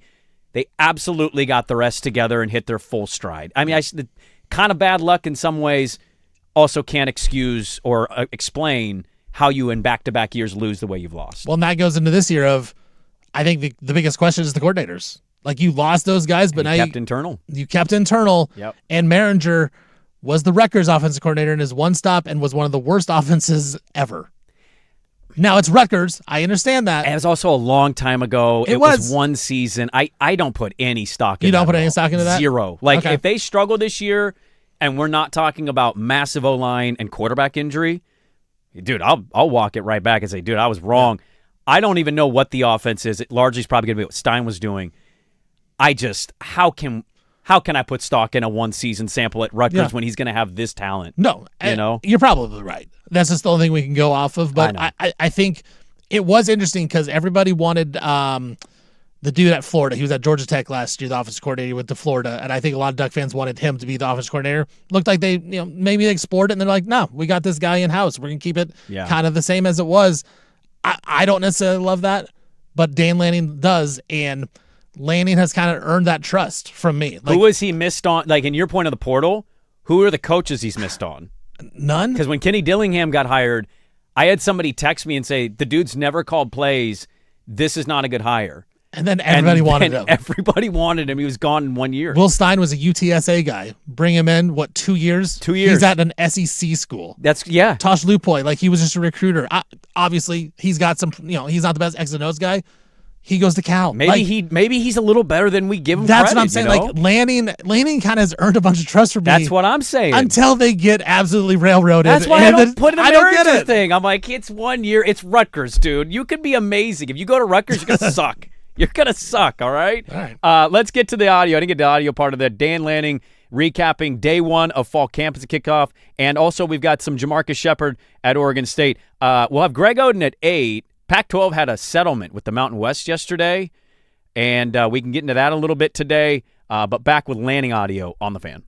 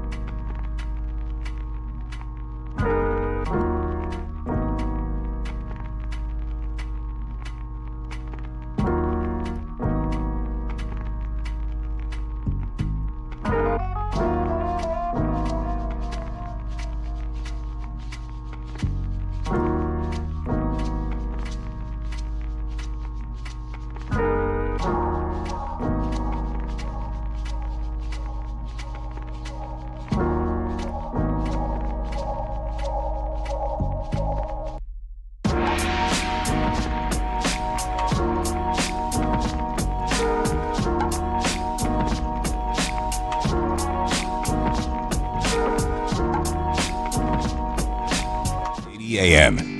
All right, let's get to some college football day one camp. Oh, there's nothing better, Stephen Vaughn, than finding out that the guys were ready and wish we could put on the pads. Just some great offseason work. They came in shape, ready to go, farther along than we thought, but there's still a lot of work to be done. Let me see if I could. Give me a second here. I wanted to pull the cut, and I forgot to. So Mike Loxley, do you know who that is? Yeah, Maryland coach. Maryland coach. He's one of the worst all-time coaches by a record if you look it up. And he's been there for a long time. Like 8 years. It's nuts. It doesn't make any sense. This is a real quote he said yesterday. He says, following consecutive 4-8 seasons, he said, tough times are behind us. He said 4-8 seasons are two different stories. The 4-8 season 2 years ago is not the same 4-8 season last year. Right. Obviously. Has anybody ever stepped to a podium after day one of camp and said, we're not very good? How refreshing and also hilarious and awful would it be simultaneously if they just were like, I don't know if we're going to be very good this year, guys. Right. Like, would that be, do we want that? Like, no, you don't want that. As a sports culture, would we want that? No. Like, no. We're just kind of, we would want it because that's great audio, right. But no fan would want that. We're just not going to be great this year, guys. What do you want me to say? I mean, I'm sorry. I tried. I failed in the portal. We went after some guys. They didn't commit. We didn't have to. See, that's the thing. They would then flip it and be like, well, we didn't have the dollars. We just didn't have the money to spend, guys. Well, in most cases, they're actually not wrong. That's not my fault. Yeah. I can only control the money that I get. Jed Fish basically said that at Big Ten Media Day. Right. So he basically said they're going to stink. He's like, yeah, our NIL's terrible and it's not great. And all right, we'll find out. Greg Oden going to join us at the top of the hour. Dan Lanning after day one of fall camp. Flew around. It's always a challenge day one as far as, checking where you're at from a conditioning standpoint, where you want to put yourself at to where you can achieve at a really high level. Thought our guys pushed through that. There's no pads on, so we're not playing real football yet. But as far as assignments, guys are really up to date. Challenged some guys with different positions. Their flexibility, the more they can do for the team. So overall, satisfied, excited to watch the film. Jamarcus Shepard after day one at Oregon State fall ball. Our quarterbacks were seeing the field really well. They threw some balls that I didn't think that they would have thrown during spring ball, and they took the liberty of attacking the defense a little bit more because they threw in some tighter windows, and it was good to see. It was good to see that they weren't reckless with the ball either. That, to me, is the part that we needed to clean up over the summer, and it looks pretty good today. They took care of it from that standpoint. I just tell you right now, not feeling great about that position. I tell you what, he did not sound like he had any expectations of Malik Murphy or Atkinson. I heard yesterday that basically they don't want Murphy to be the starting quarterback, but they might not have a choice. There's a reason they're over-unders. I think it's 4.5. Yeah, it's low. Is it 4.5, Swag? 4.5, something like that? I have a bet that they'll win more than 2, but I thought it was 3.5, but it's 3.5 or 4.5. Is it 3.5? Let me see if I can find I think the bet, maybe the bet I made is 3.5. Maybe I think they can win 4 games. Isn't that the other guy, Braden Atkinson? I think you're right. You know, but what? I mean that I can't follow these. As a beef there, Sprague. Did you? I don't feel good. Did that glean confidence? No. Hey, our quarterback saw the field really well in 7-on-7, and I wasn't expecting that. And they've been turning it over all summer. That was the weird part. He's like, dude, I kind of thought they were gonna suck. They didn't fully suck. They made throws I didn't know they were capable of making. What? You had spring ball. How bad was that? So Jamarcus Shepard on his quarterbacks. We have 2 different O-line cuts, too. Both coaches talked about their offensive line. Here is Dan Lanning. The rotating offensive line caught wind. Oh. And everybody was questioning Dan Lanning's offensive line prowess. Why are we rotating with 8 guys? Here's Dan Lanning's response to everybody talking about it. It's interesting to me that it's become a conversation topic because we've done this every single year I've been here. Josh Connerly rotated in his freshman year. Jackson Powers-Johnson rotated in. Poncho rotated in, and how do you think they got ready? Right, that's how you get players ready, right? Whether it's a package, whether it's a different detail, but if you have guys that can play winning football, we've never started the season and finished the season with the same offensive line. I hope you have experience within that. So we're gonna have to work multiple guys at multiple positions to get them ready. We've had 3 groups in a row that were Joe Moore Award finalists. I think we've been sacked the least of anybody in college football over the last 3 or 4 years. So all that added together, for us, it's the system. It's what you want to be able to do. And I hope we have 8 players that can play on the offensive line, right? So let's figure out who's above the line. But we're going to have to move guys around, put them in situations, and it means, that we have good talent there, which is good. When you have a clear 5, that means you might not have a good number 6. Right? I don't necessarily want to clear 5 yet. We're a long ways away from a game. Do I think there's benefits for continuity? 100%. And we'll get to that point. If that's something we feel like there's a big difference, then we'll do that. But if we think we have a young player that we can help grow and get ready to be able to make an impact, we want to be able to do that earlier than later. I'll give Dirk credit. He nailed it. He literally brought up Connerly. He brought up Poncho, and he's like, dude, he's rotated guys in the past. I didn't jump into it as much as Dirk did, but just watching everybody freak out about the rotation of guys because he mentioned that as if he's not going to have a solid group by the end of the season. They've been Joe Moore Award finalists at this point, and it's kind of an overblown story, I think, down in Eugene. Yeah, I mean, if by week 7 you're still rotating a bunch of guys, then maybe we got a question, but that hasn't happened the last few years. Like, he has solidified. I remember, 2 years ago, they played Idaho and Boise State, and those lines were terrible. They gave up a bunch of sacks to Idaho. I was at that game. I was like, this offensive line sucks. By the end of the year, they were great. So, again, one of those things, another Dan Lanning thing that I'm going to trust going forward. If he thinks they got multiple guys that can play, he's going to give them some experience, and then they'll figure it out. By the end, they'll have a solidified line. Here's Jamarcus Shepard on Oregon State's offensive line. Today, it looks pretty good. Okay. I was very happy to see what we did today. Now I got to go watch the film and make sure that we had a couple communication errors, but as far as the physicality and toughness and how they approached their assignments, it was very, very encouraging. I kind of appreciate the way he's explaining it. It does come off a little like, wait, what? Today? So yesterday, not great? So BetOnline has Oregon State 3.5, but it's the 11-game schedule. Oh, Greg Oden's here. Okay. I saw DraftKings 4.5. 4.5 for Oregon State? Yeah. Okay. So it just kind of depends if it's going to be the 12 games or the 11 games because they got the flex schedule at the end. Okay. All right. Yeah. Oregon State. I don't know if I have a lot of high hopes right now. Well, we had a couple of different, I know Phil Steele, and I can't remember who else. He's down on them. They were talking 4 and 8 is what they're projected at. That's double the win total there, Stevie Fire. Yeah.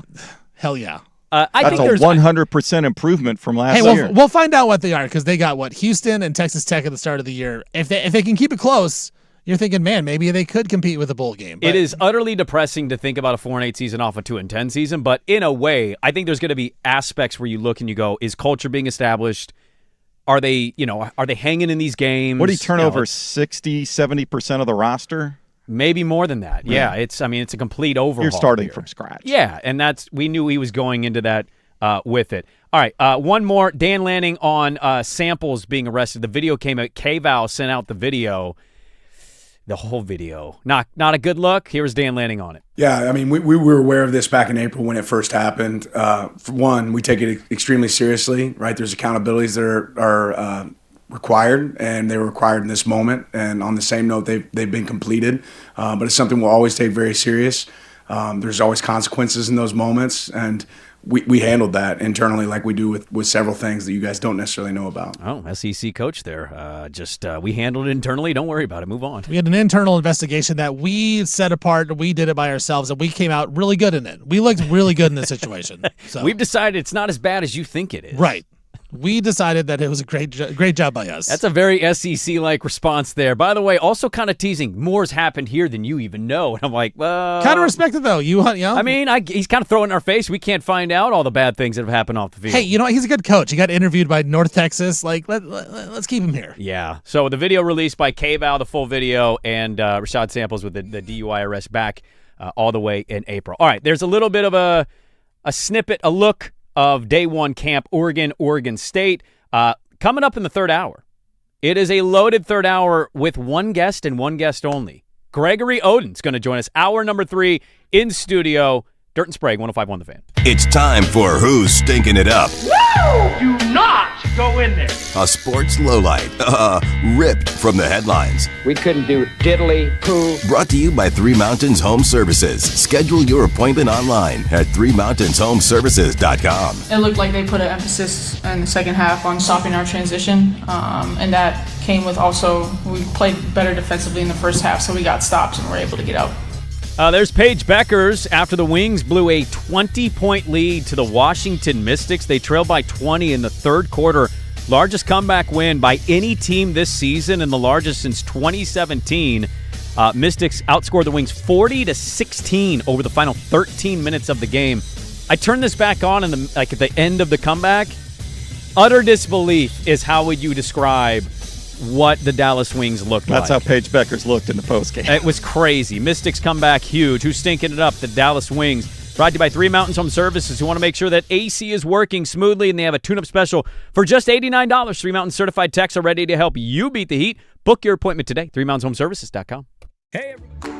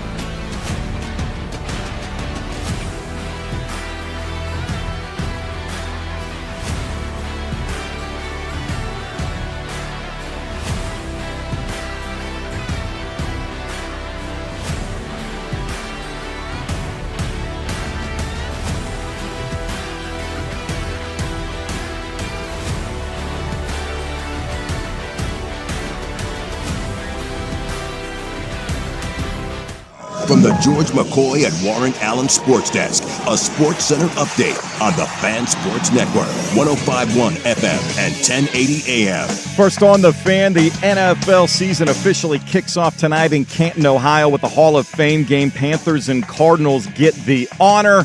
Kickoff set for 5 o'clock on KGW8. Carolina, a 1.5-point favorite. Elsewhere in the NFL, Colts reaching agreement with running back Jonathan Taylor on a 2-year, $44 million extension, while the Commanders bring in wide receiver Stephon Diggs on a 1-year deal worth up to $12 million. Portland Timbers at home tonight, starting play in the Leagues Group Cup. They host Puebla. 7:30 p.m. kick. We'll have the game for you here on The Fan. Pregame at 6:30 immediately following primetime. Over on 910 ESPN Portland, the Fire try to end a 5-game losing streak. They host the Toronto Tempo. 7 o'clock tip, our pregame coverage at 6:45. The Fire, 2.5-point favorites. I'm Jason Swigard from the George McCoy at Warren Allen Sports Desk. Don't call your mom. Call George McCoy at warrenallen.com. This is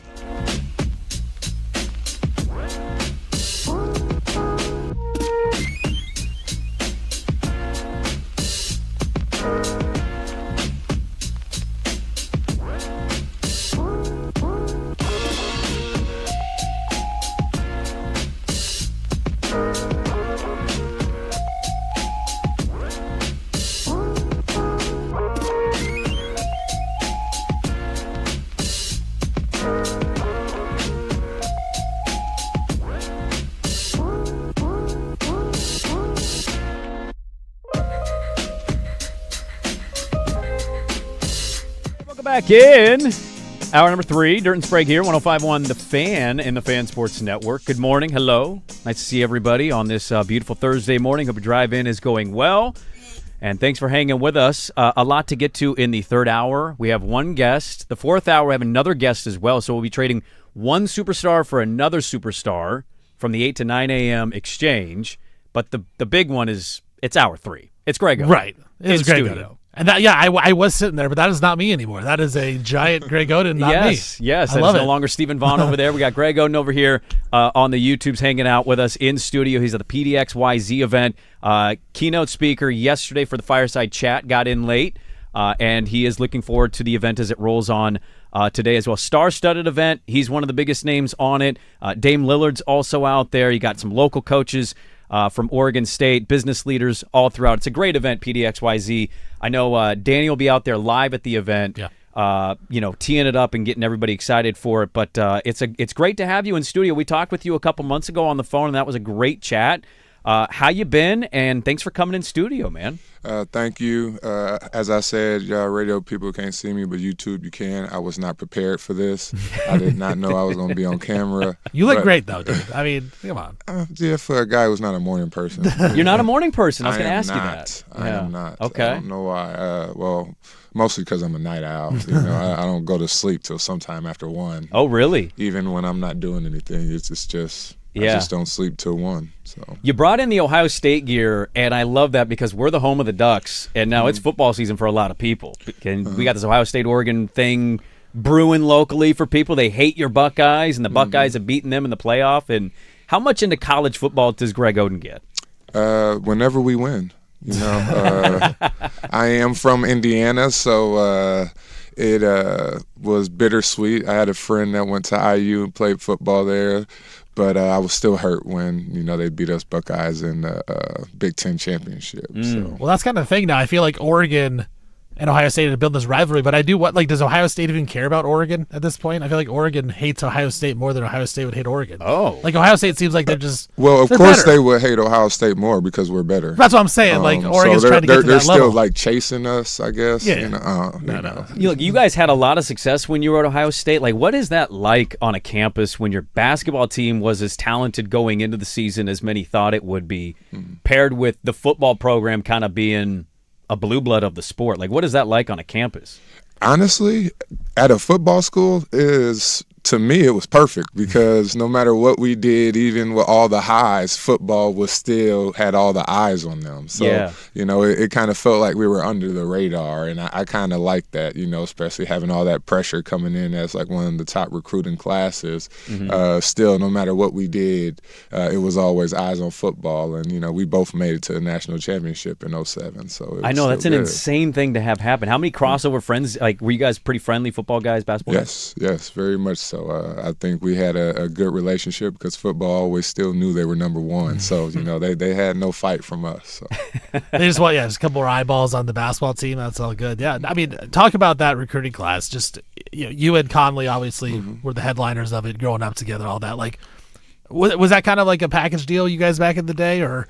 It wasn't an official package deal, but definitely we've played almost every basketball game together from 6th grade till we got drafted together. So you guys kind of grew up together thinking like we're going to go play high school, play all this stuff together all the way to college. I mean, we made the best decision for ourselves, but it just worked out that we went to the same school, and it definitely worked out for Mike very much. He's still balling today, man. Year 20. I'm happy for That's him. crazy. I've never met Mike. I've only talked with you now. This is the second time meeting you in person for the first. Like, you guys just both come off as very chill. Like, in the recruiting process, thinking like we want to be at the same school together. Like, was there ever a divide of where? Like, did he like this place a little bit more versus like was it just Ohio State the whole way? No, I mean I think he really wanted to go to Wake Forest, and I really like Wake Forest too.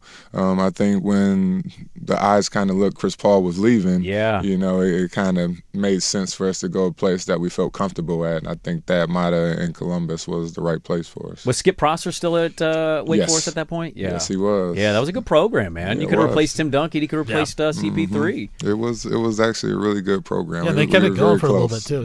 Yeah. Teague and Aminu and all those guys. But you guys made the right choice. You got to the Natty. I mean, what are we doing here? I mean, we did something right. Yeah, you did. Greg Oden, our guest in studio. He's going to be at PDXYZ event. He was there yesterday, and he's going to be there again today.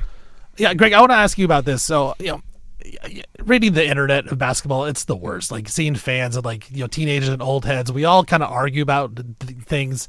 Like, my point of view is like it's so hard to compare generations and eras of basketball because the game has changed so much. Like, when you came out, there was a post game, right? There's no real post game anymore. But I love to try to think of like guys that played in the past and who they would compare to now. Like, for me, Larry Bird, if he came into the league now, he'd be like Luka.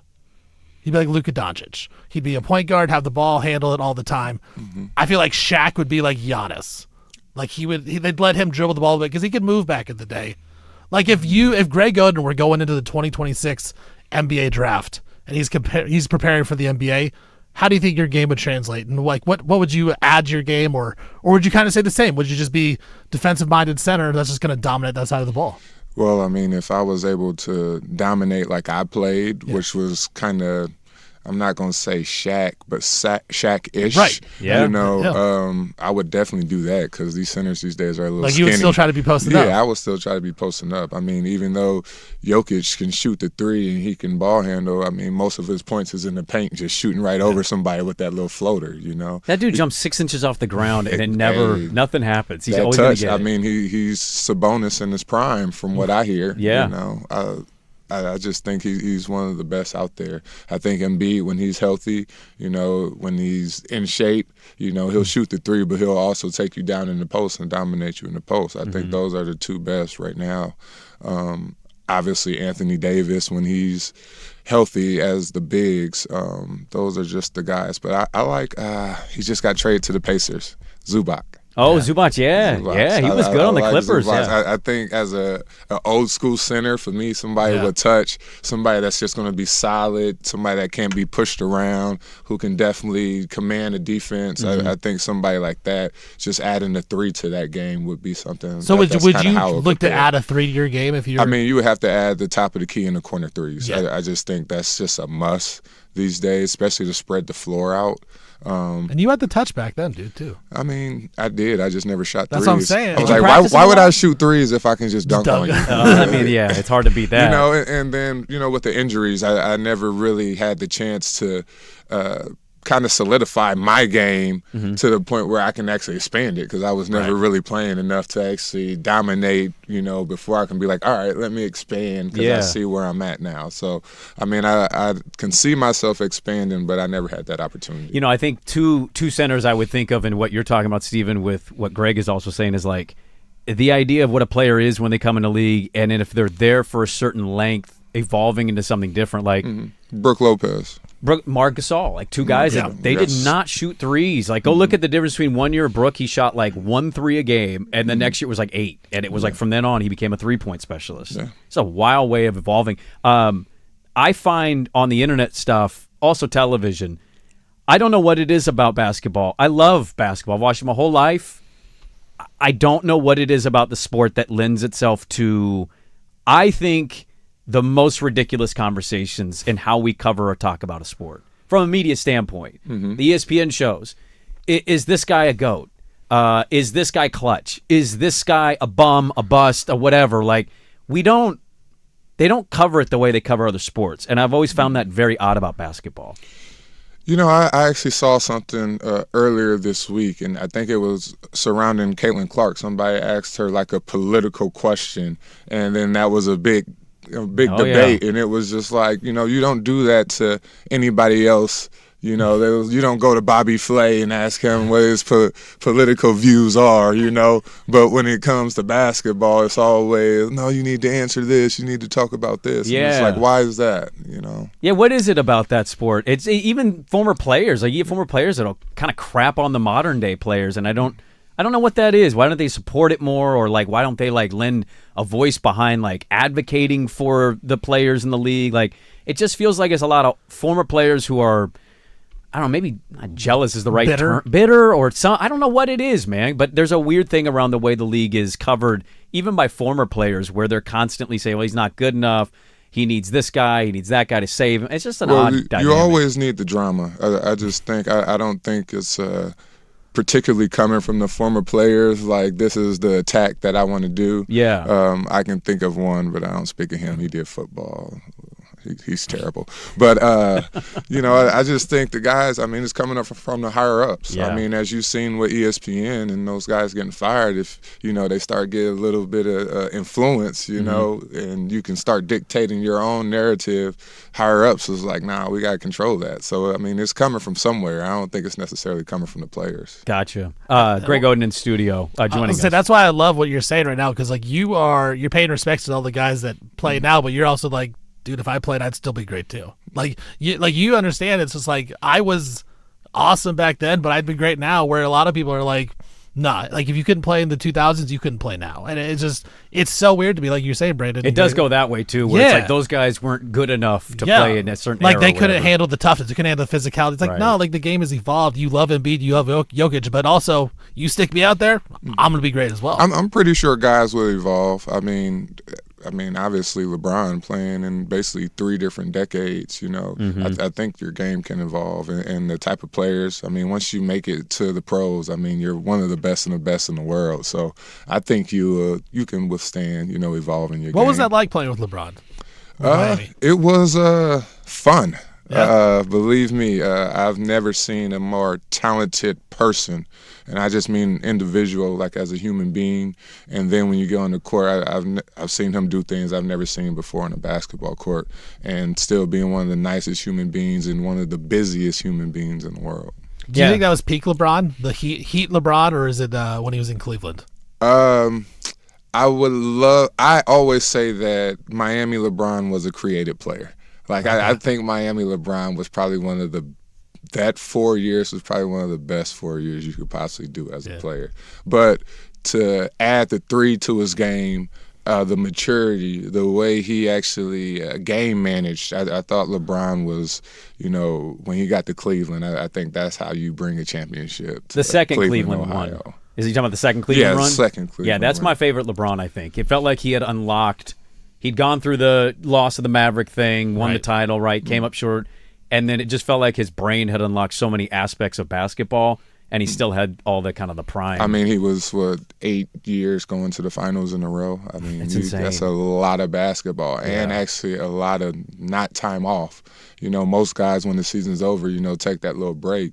But for him, playing all the way into June every year, and then some years having the Olympics, I mean, he basically never got out of shape.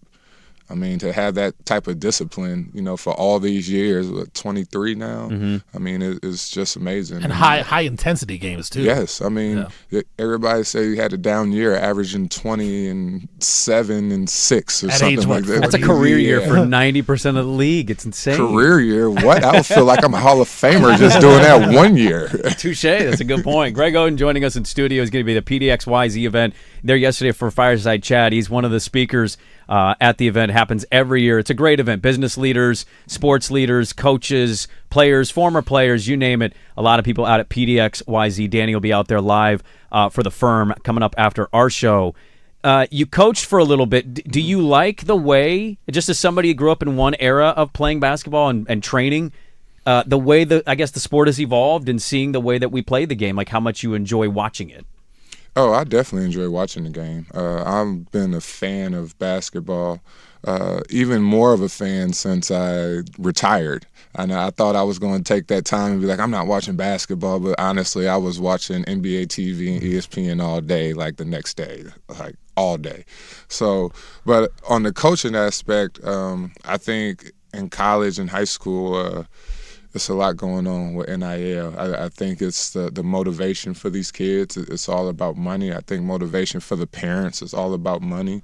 I think these kids are not going to the right schools because some of them are getting money grabs. I don't think they're thinking about their development or developing as a young human instead of trying to get as much money as possible and then transferring 3-4 times. I know now the new rule, you got 5 years, but, you transfer 4 times in 5 years, at some point it's you. And I don't care if it's the money grab. Are you still paying your taxes? Are you going to get the opportunity? Are you getting better? And now because you're getting paid, are you still going to fight to try to be the best player you want to be, to go overseas, to try to make it to the pros because you're already getting paid? So where is that fire to be better and do something else? Now, you were the number one overall pick, so it may be a little different. But if you were in college now, would you think about staying a second year because of NIL and the money that you can get playing at college? Yeah, I definitely would have considered it. I mean, I honestly considered it before. Yeah. I actually went to coach and was like, we got this close, like, what are we going to do about running it back? And he was like, dude, you're going to be the number one pick. I can't allow you to stay here. Like, I wouldn't. So you would legit think about for sure staying at least 2 or 3 years. 100%. Like, I always wanted to be that guy that when I went back to my college, that when I looked in the program, I had some records in there. I can always go back no matter what and be like, hey, this dad was all right. You see my name here. So I always thought about that, but that's how I looked at it. Bringing something to a university, a lasting legacy, but that was just me at that point. But you kind of had to go at this point. I mean, to be a number one overall pick, you got to. I mean, take advantage of that. Right. It doesn't happen a lot in a lifetime. We thought we were gonna have you yesterday until the flight got delayed, so we were gonna play a game called Stat or Story. So we give a number, and you got to guess: is that a stat or is that a story related to that number? Okay. And we were gonna play a U edition. Okay. And our producer Jason over there, he came up with he kept his. I took mine out because you weren't here. He kept his. Can you guess the highest amount of blocks you ever recorded at Ohio State in your season there? Do you know that number, top of your head? 8. Ooh. College Basketball Reference had it at 7. 7. Do you know what game it was? No. Michigan. Oh, that's about right. Yeah, that's about right. They were terrible. That's a good one. That's a good game to have. That's a good one to do. That's a great one to do. I feel good about myself. 7 blocks, 7 rebounds. 7 blocks, 7 rebounds. Michigan. Oh my gosh, I was a terrible rebounder. Well, you mentioned like kids and parents and stuff, and I just started coaching youth basketball a couple years ago, so like I've started to see some of what you're talking about at a lower level. I also remember reading about you in magazines before you got to Ohio State. You were on TV a lot, and you're kind of at not the forefront per se, but you were in the real swing up era of AAU and like kind of people hearing about you through summer camps and tournaments and whatnot. Like, Did you even feel it then as a younger person, like what it was kind of becoming and the ecosystem of it versus even what it's become now in the last 20 years? Yes and no. Yeah. I think I was a little bit sheltered. In Indiana, I got to notice a lot of things, but I didn't notice how big and, across the nation, a lot of these things were. For me, being on the Slam magazine, it was just about like showing my boys, being hype, but not thinking about, this is going all the way across the country, actually across the world.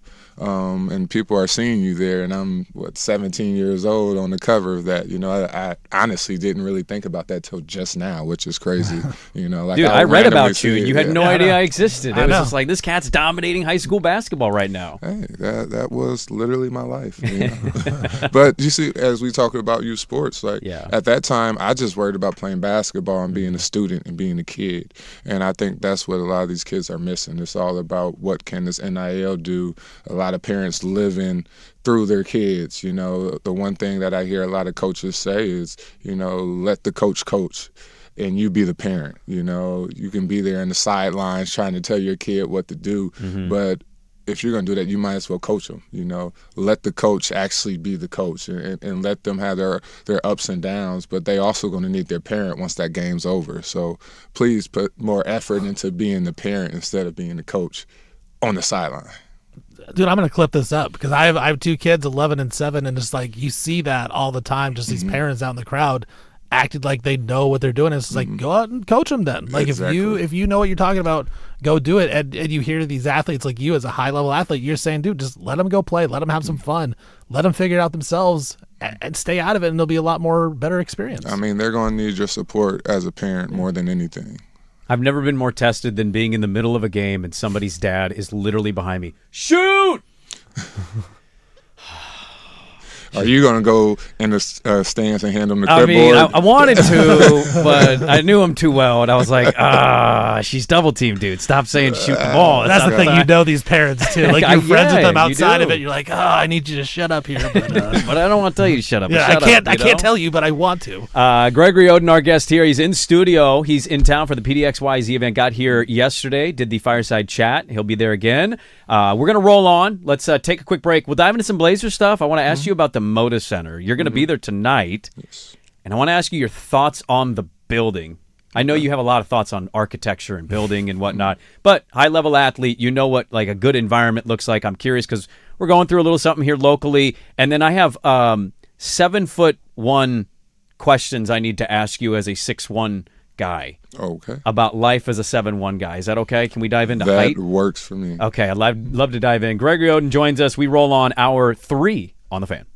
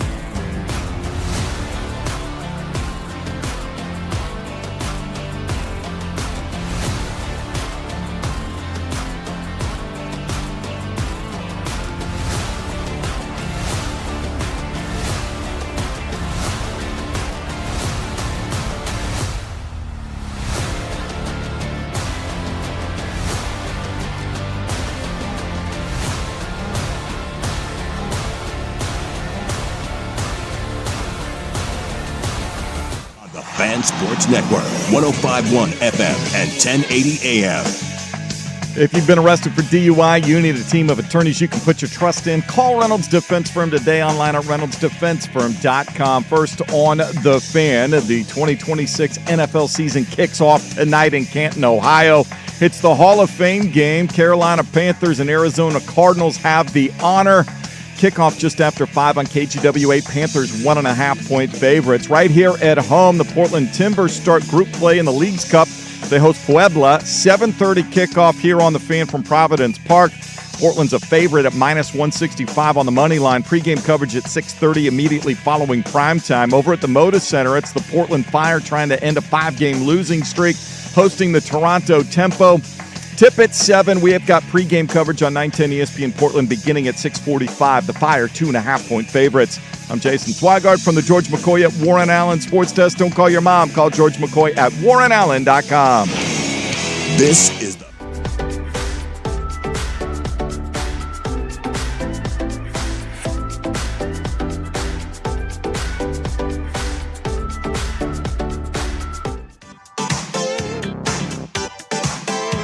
Welcome back in. 8:29 on Portland Sports Leader 105.1 The Fan. The PDXYZ event happens every year in August, and it's kicked off. It started yesterday, and so we have the great honor of hosting in studio Gregory Oden, former number 1 pick and Blazer, and talked to him a couple months ago on the phone. Delightful conversation. Since I was a little, I got to be honest with you, if we ever got into a physical tussle, you'd probably handle me in less than 10 seconds. It'd be over.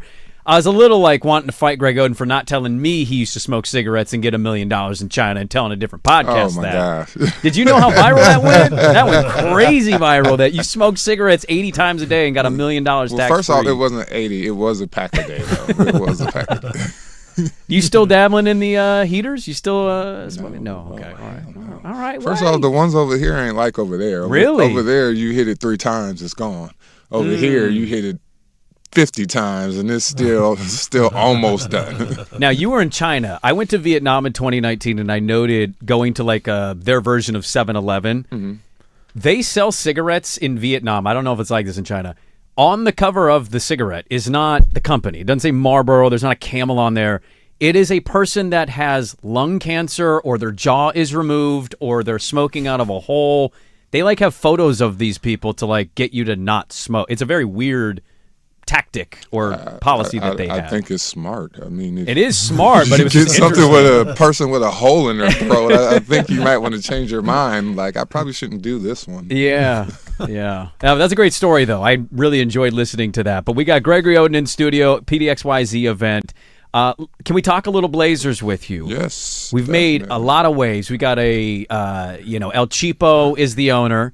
We traded for Ja Morant, a move that nobody here saw coming because we all thought, okay, they got Dame coming back, Drew, Denny, Scoot. We're going to go wing. We're going to add a 3-and-D wing guy, somebody good. Trey Murphy out of New Orleans is an example.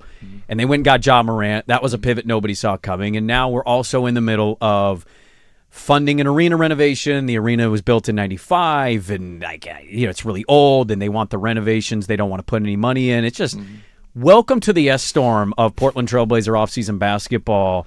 Have you dove in or heard any of the stories that I have mentioned? The Ja Morant trade, maybe, the funding issue with Moda Center. Just a lot going on here. Well, I've heard it all. I know a little bit about the funding situation. Do you want the Blazers? You guys own it. We do. I would love it, yeah. I'm in on the funding. But I actually saw a couple articles that went the opposite way when they were like, oh, is Portland more financially stable without the Blazers? And I was like, did you actually read this article before you put it out? Like, is that not what Portland is? I mean, it is kind of the Trailblazers. It is the Trailblazers. All right, so I mean, I think you gotta put up the money. You know? And it would be good if you guys can meet halfway with the new owner, but I don't. He won't meet with us. That's the other part. Is the city officials, I think, have pissed him off to the point we don't even see him. He's not here.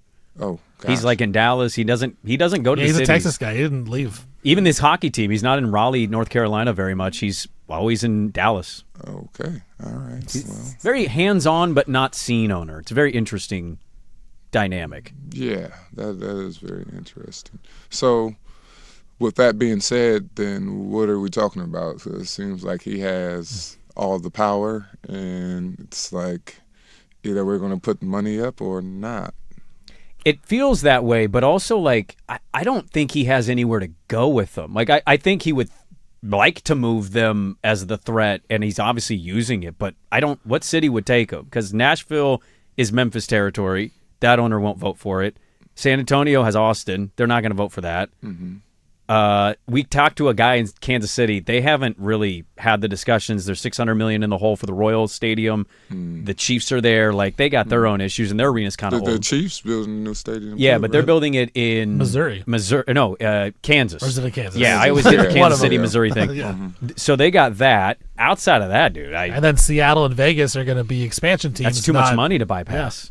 Oh, really? So he's got nowhere to really take him, but also you're right. He's got the leverage of you are want the the city. Blazers? Yeah. Yeah, exactly. I mean, how much more in taxes is that for everybody? Well, so some of it is the jock tax, but he's also he was asked why he's not putting the money in, and he said, "Well, me buying the team was the sign that I put money in, and also I'm paying a lot in taxes in Oregon, so he doesn't feel he needs to put anything in." That was his reasoning. I mean, you have to pay taxes anyways. Oh, but in Oregon, it's a little different, Greg.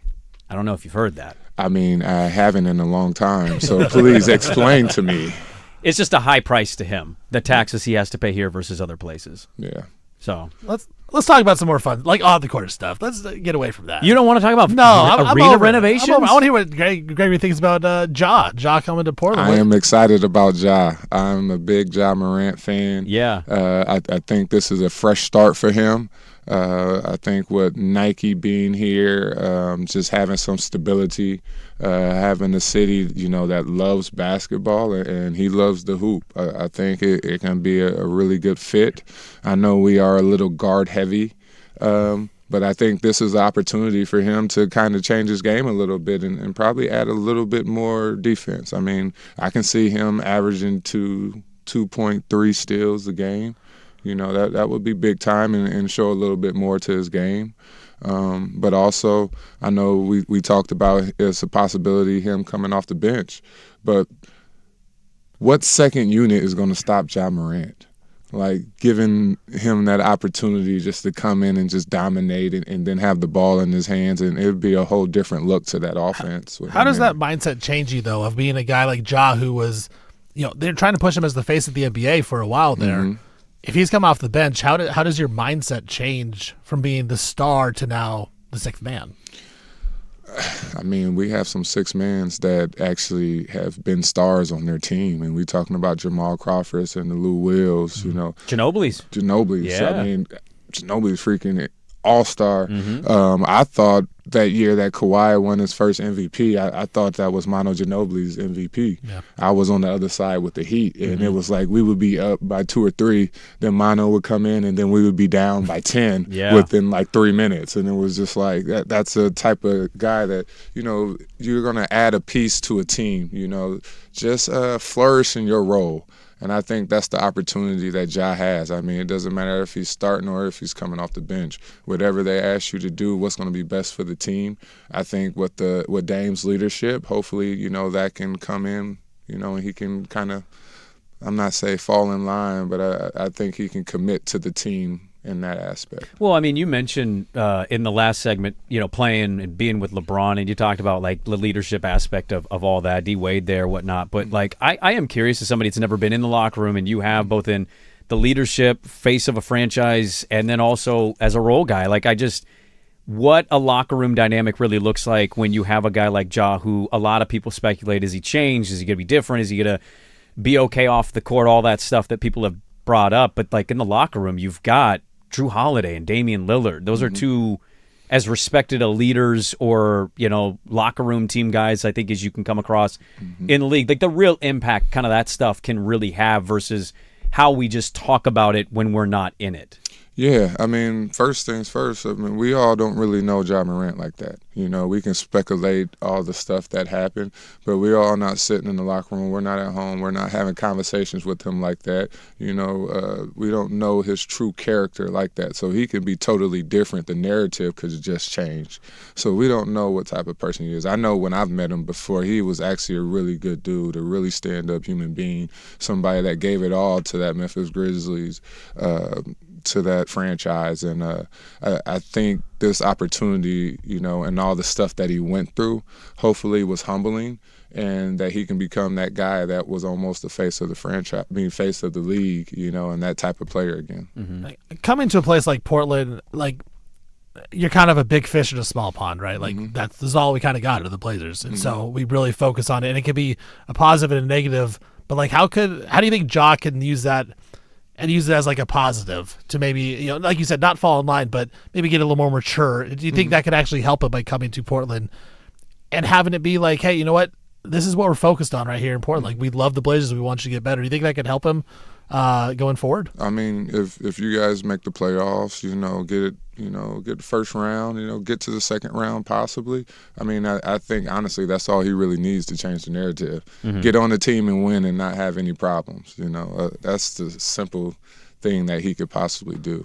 What do you think of the team? Just out of curiosity, with Dame, Drew, Scoot, Ja, and then you've got Tamani Kamara, Denny Ob. It's just it's they obviously have talent, but also it's a kind of an interesting roster construction of a lot of guards and centers. Yes, so I love when I think about it now. You got Drew, you got Klingon, Kamara. So you do got 3 defenders. Now you got Shohan. He's another defender coming off the bench. Grant, when he wants to turn it on, he's a great defender, you know. But now I think about it, you guys got a lot of offensive power. And I just think, especially in the West, with them adding LaMelo and Ant Edwards together, I mean, a lot of these teams are just, I mean, freaking Utah is going to have a squad that's going to go out there and score, you know, 115 a game, you know. So I just think you need that offensive firepower. And when I think about it, you guys do got some really good defenders that can hold down the fort. God willing, everybody stays healthy. So that's when I say, you know, it would be great to see Ja kind of put a little bit more dedication to the defensive end of the floor. That would just add so much more to his game and just a whole nother dynamic to this team that a lot of people wouldn't see. Yeah. We got one more segment with Greg Oden in the studio. Let's wrap it up. I got one more Blazer question I want to ask you, and then tall person questions I kind of curious about. Okay, that works. Does anybody ever ask you about tall stuff? They asked me what the air is like. So lame. That's not the questions I have. Yeah. No, those are different questions. All right, back with more. Wrap it up with Greg Oden next on The Fan.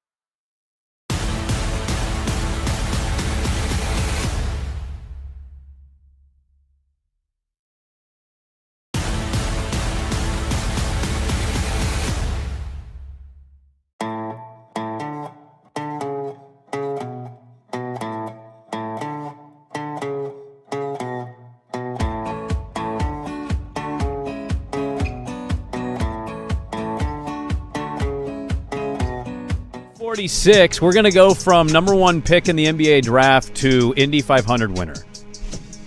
Winners all around. We're going to do a pit stop. Greg's going to tag in Will Power. Will Power's going to jump in, and we'll talk with Will Power as Greg Oden's in town for the PDXYZ event. Go check it out. It's a great event. It's city leaders, it's movers and shakers, athletes, coaches, executives.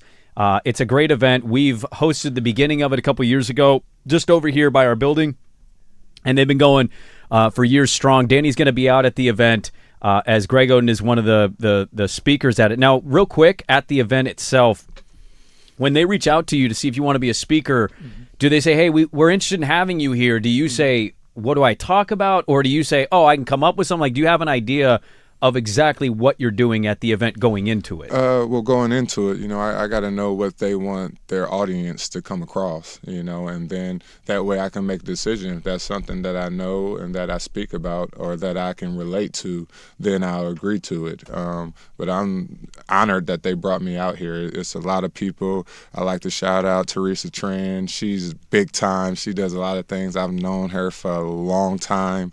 Actually, she's done some work with Nike. She helped put on my 21st birthday party here in Portland, and she's actually speaking she's speaking probably right now at the event, and she's just been awesome. I think for anybody that wants to come out and meet people in and throughout sports, I think this is a great event, and I'm happy to be able to speak. What goes into planning a 21st birthday for an NBA player? Just is there a lot of yes, no, or does she just do it and you show up? I think it was a lot. I just showed up. Yeah. I mean, only thing I wanted to do was tell my mom I'm a grown man. And I did. Yeah. With a lot of explicit words in that. Okay. One more Blazer question for you. Mm-hmm. When you think about them in the West, because we have this monster in San Antonio who is an alien. First of all, what would you do if you're playing a Wemby? If it's how you guard him? What is the strategy? Because you were you look like you've lost a little bit of weight from your playing day. You were a big dude. Are you just bullying him because he's tall and skinny? I mean, you have to. I mean, that's what Mitchell Robinson did. Yeah, he did. You just took advantage of him and, made sure you pushed him under the basket, and then you got the rebound and made him foul you. But on the defensive end, it's hard. Guards, you got to come up. You got to switch too. I mean, I know you're shorter than him. He can shoot over you, but that's the best thing you can possibly do is just not let him get to the basket, because once he starts getting those dunks and those alley-oops, that momentum changes and that team just starts playing a little differently. Yeah. So how do you like Portland in terms of where they stack up with OKC, San Antonio, Denver, Minnesota? The Lakers still have Luka. They're going with the Snowtime Lakers now. They got all white guys. How do you put Portland in the pantheon of the West right now? Just looking at it on paper, I guess. You can be honest. Be honest. We're not going to those honestly, right now, those teams that you just said are probably ahead of Portland. And you got Utah going to come up. Dallas, I think, is going to get better with Kyrie now. You forget about Phoenix. Yep. Yeah, they just signed Dylan Brooks to an extension. So yeah. Okay, great. No, we're on the same page. Yeah. No, we still didn't. We still didn't mention the babyface assassin up in Golden State. Yeah. So can't forget. Yeah, it's a tough conference. But honestly, I love what Denny did last year. I thought he was just amazing. I thought the step that Donovan made was big time. Shaden, Scoot, I'm looking forward to him. I seen him been putting in work. I saw him this summer. He looked really good, and he was really excited and motivated. I think just the team's hungry, and I'm excited to see what they do. I'm excited to see what that next step is, and then to add Ja into the mix. I hope it makes us a little bit more exciting, and we can, take that to even further. You're a coach. I think you've coached before. Do you ever get the urge to reach out to guys to give them thoughts, or do you not do if Donovan Clingan, do you see him and he's trying to develop an offensive game? He's a really good defender, obviously a good screen setter, all that, block shots, rebounds. You ever like do that, or do you think about reaching out to younger players to just offer thoughts? I have before, and when I'm around, I'll definitely talk to them about some stuff, But as I said earlier, I'm not their coach, so I'm not gonna be messing up, their psyche and what all the coach is doing to get them in the right way to fit that system. Mm-hmm. I understand how those little tweaks can kind of mess up, a team chemistry, but definitely, just little pointers to help him in his individual game.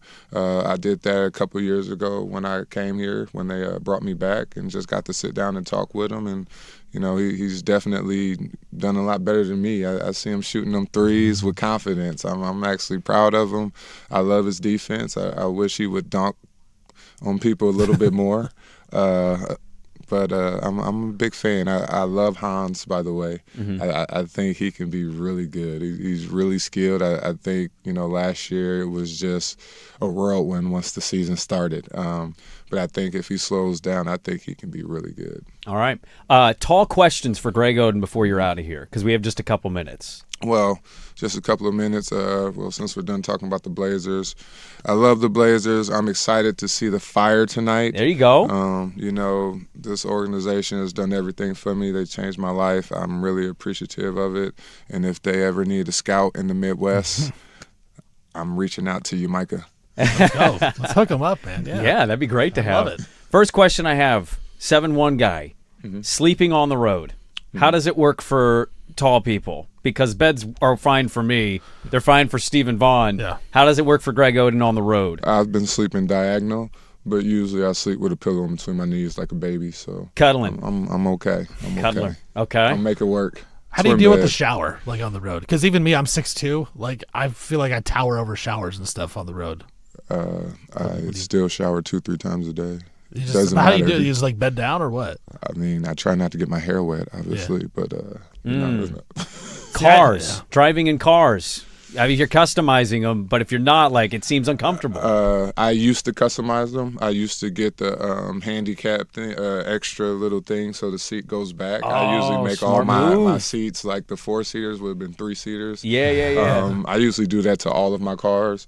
But now I'm able to fit a little bit. They got a little bit more extra leg room. That little diagonal push down. That works. I stick my legs out straight. That's all I need. I like that you've eliminated the back seat basically behind you. Oh, 100%. Yeah. 100%. You can't have that. No.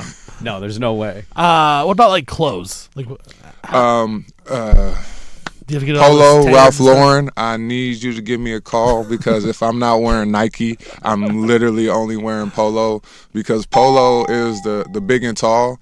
Like Polo is the only clothes that's kind of for skinny and tall. Okay. Like you go to big and tall store, it's the 3X, big. the 4X. Yeah. But Polo got a nice little size for, the tall, skinny brothers. Yeah. Or I like to say skinny fat. When you were a kid, did you have to do the big dog? What is that? You don't remember the Big Dog clothing line? It was no. Oh, well, it's for bigger people. I think it's just that's like big people. Is this for fat people? Isn't it? I thought it was 3X and 4X. I just thought it was for tall and fat. I didn't know. When did you hit your growth spurt, by the way? Were you in middle school or high school? I was in middle school. 6th grade, I think I ended 5th grade at 5'11" and ended 6th grade at 6'6". Oof. Damn. That's crazy. Are you the tallest person in your family? Yes. Is there anybody close to you? My younger brother is 6'9". 6'9", okay. All right. Damn, 7'1", that's awesome. 6'6" in 6th grade. Well, That's I great. mean, 6'11" and a half without shoes, You're a basketball guy, though. We got to give you 2 inches. What are you doing here? I mean, I like 6'12" personally, but... What is it with basketball players where some of them don't want to be 7 foot? Like Kevin Durant does that sometimes. We're like, you're 7 feet. And he's like, I'm 6'10". Well, he also came in where you guys, as we talked about the game, was told at 7 foot, you got to be this. You got to be that. Kevin Durant was never any of that. He wasn't a bit, traditional. Yeah. But saying 6'9", that's wild. When he first came in and saying 6'9", it was like, Katie, you looking at me in my eyes. No, that's no. So did you ever have a problem with being 7 foot, 7'1"? No, not at all. Because he's a back to the basket player. Right. Yeah, I should. I mean, why would I? Player right now you'd most want to go against in a game? I'm going to have to say my boy Mike Conley. Oh, you want to go against your boy? I mean, I'm taller than him, and I'm not skilled anymore, so I'm pretty sure I can use my advantage and take him down in the post. Very quickly, we appreciate you stopping in. Yay or nay, 54-year-old Shaquille O'Neal could still get a bucket if he played in an NBA game today? Today, I mean, he's been looking in better shape. Yes, I say yay. Oh, okay. Because who's going to get around him? I mean, even when I played him, when we played Phoenix the first time, and I was looking around him, and I couldn't see the ball, and then I got on one side, and next thing I know, he was dunking the ball. I looked at coach, and I was like, I couldn't see. Like, I literally couldn't see around him. So you just think about it's like that. a brick wall. No, it really was. That's insane. All right, and final question for you. Teammate you hated the most in your career. Are you going to give us that answer on the air? Channing Frye.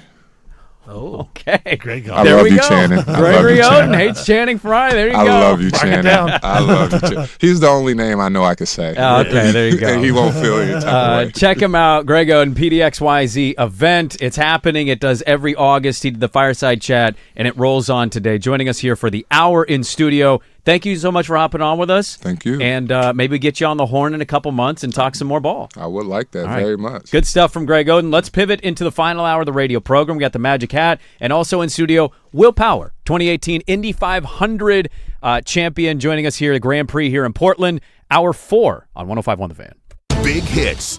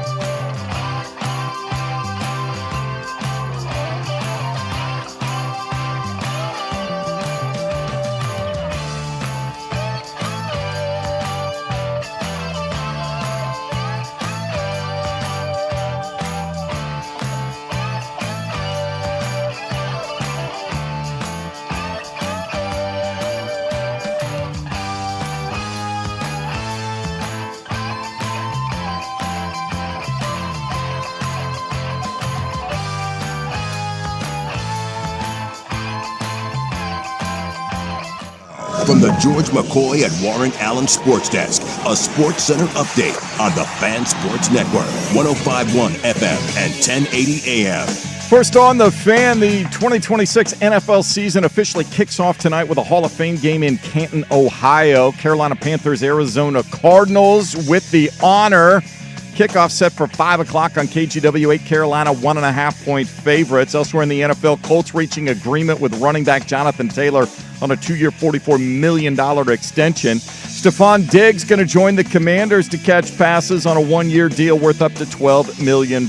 Right here at home, the Timbers start group play in the League's Cup. They host Puebla, 7:30 kickoff from Providence Park. You'll hear it on The Fan, with pregame coverage beginning at 6:30 immediately following primetime. Portland Fire are over on 910 ESPN Portland trying to end a 5-game losing streak. They host the Toronto Tempo at Moda Center. 7 o'clock tip, pregame at 6:45. The Fire, 2.5-point favorites. I'm Jason Swigard from the George McCoy at Warren Allen Sports Desk. Don't call your mom. Call George McCoy at warrenallen.com. This is the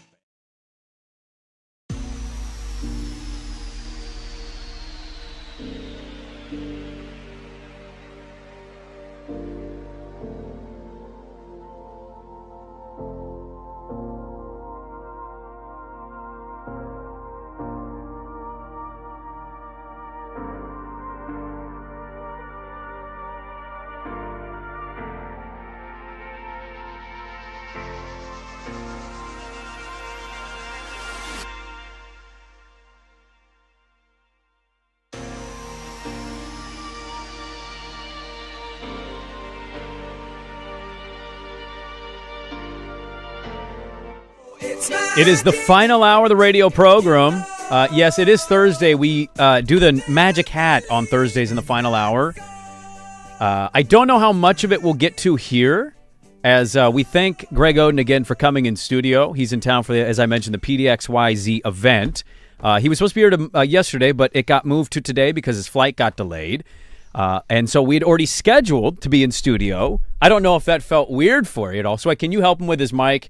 Just because, yeah, there you go. I don't know. We have Will Power in studio, who is in town, obviously, for the Grand Prix of Portland. It's a big event. It's a great event every year, the IndyCar Series.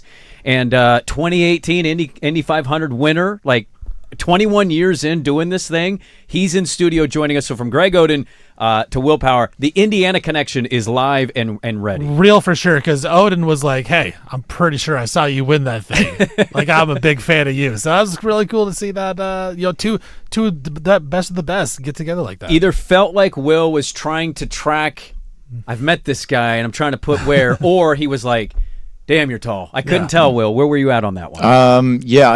I'm not sure I had met him before, but yes, he very tall. Very, very tall, yeah. I was looking up. As soon as I walked in, I was like, I know he's a basketball player for sure. I mean, if you're over 6'5", I think the natural thought is basketball. Yeah. Imagine that guy in an IndyCar.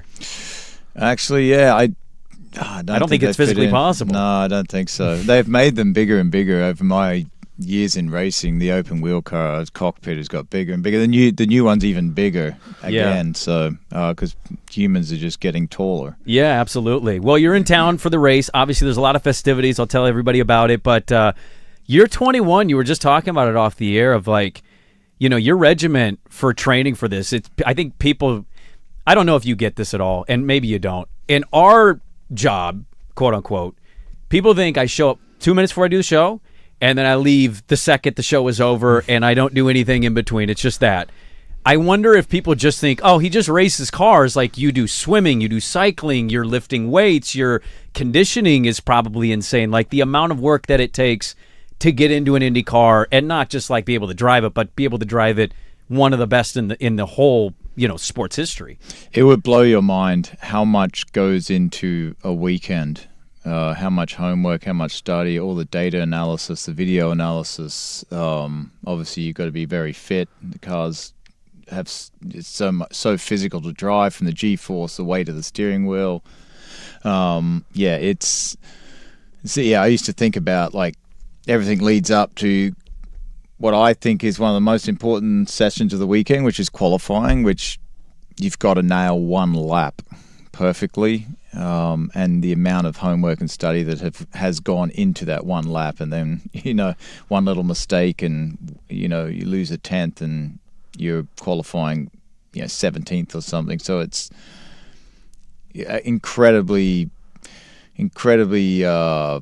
busy these days to be fast, be quick. There's just so much information available, and it is a lot of work, and you got to keep grinding. Otherwise, you simply won't compete at a high level. Well, with a 20-plus year career, how much has it changed, like the preparation, like from when you first started to what it is, or is it kind of relatively the same, or has technology and everything, science, really just improved the preparation, I guess?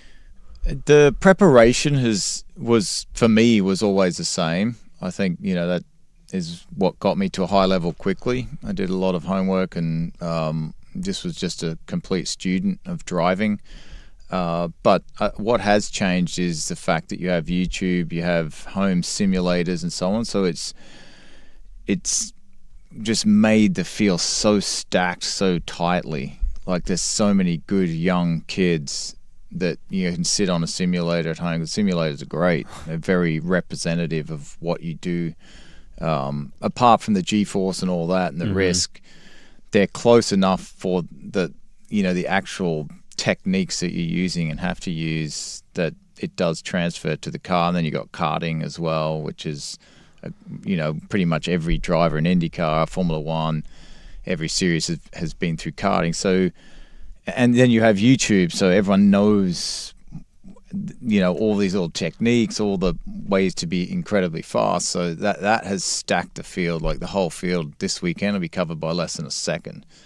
So 1/10, 2/10, I would say, will cover the top 10, that type of thing. So these little details and hundredths of seconds really matter, and that's how perfect you have to be over a lap now while driving the car, like on the absolute limit, without making a mistake. Yeah, you're talking about tenths of a second, and you came in and you're like, oh, I'm not where I want to be in the points right now. And I'm like, yeah, but like that margin is so much closer than people think. It's not like you're getting lapped or anything. You know what I mean? It's like that tenth of a second can make or break everything. Do you guys, I've always wanted to ask an IndyCar racer, do you guys hate the other race circuits? Like, is there a beef? Like the IndyCar guys hate the NASCAR guys and the NASCAR guys hate the F1 guy? Like, is there an internal, like, we're better than you with all of these different circuits? I would say that, yes, there is that amongst series because they are in competition with each other to for eyeballs, to gain right? gain the audience. Yeah. I mean, Formula One's so far removed from everyone now because of Drive to Survive, Netflix. They just happen to nail that perfectly. But, yeah, that is true. I mean, and there is respect, amongst the series as well. We actually do a double header with NASCAR at Phoenix, and so from the driving perspective, I think we have mutual respect across the series. But from a series standpoint, that's you're trying to get, as you say, those eyeballs. But I think since Formula One took that big step, I think NASCAR and IndyCar were both like, oh man, we need to. Were you pissed you guys didn't do that show first? I was. I was like, man, well, when it was happening, I was like, we need to do this. Yeah. And I felt like we waited way too long to do one. We need to do one with Netflix, and now it's just oversaturated with every sports team having a show. So you got to be first. Yes, gotta be first, always. Yeah, exactly. Damn it, dude. Yeah. Missed opportunity. For I sure. know. Yes, you just watch that and you're like, well, that guy's all big celebrity now, and Will Power's been doing this for 20 years. Yeah. But I'll tell you what it did do. It brought up everyone. Like, it's brought so much awareness to motorsport. Yeah. Like, our demographic has changed tremendously because every race I've done in the last 21 years, you've had to do an hour-long autograph session at every race. So you see the people that come through, and it has got so much younger. 15 to 25-year-olds, young females. That's great, yeah. And that's all because of Formula One. It's all because of Drive to Survive. So it's which is just great for our sport. So, I say it all the time. We're kind of lucky that happened with Formula One. There's just so many more people are into racing, open wheel racing. So that it has been great for us. Plus having like McLaren and,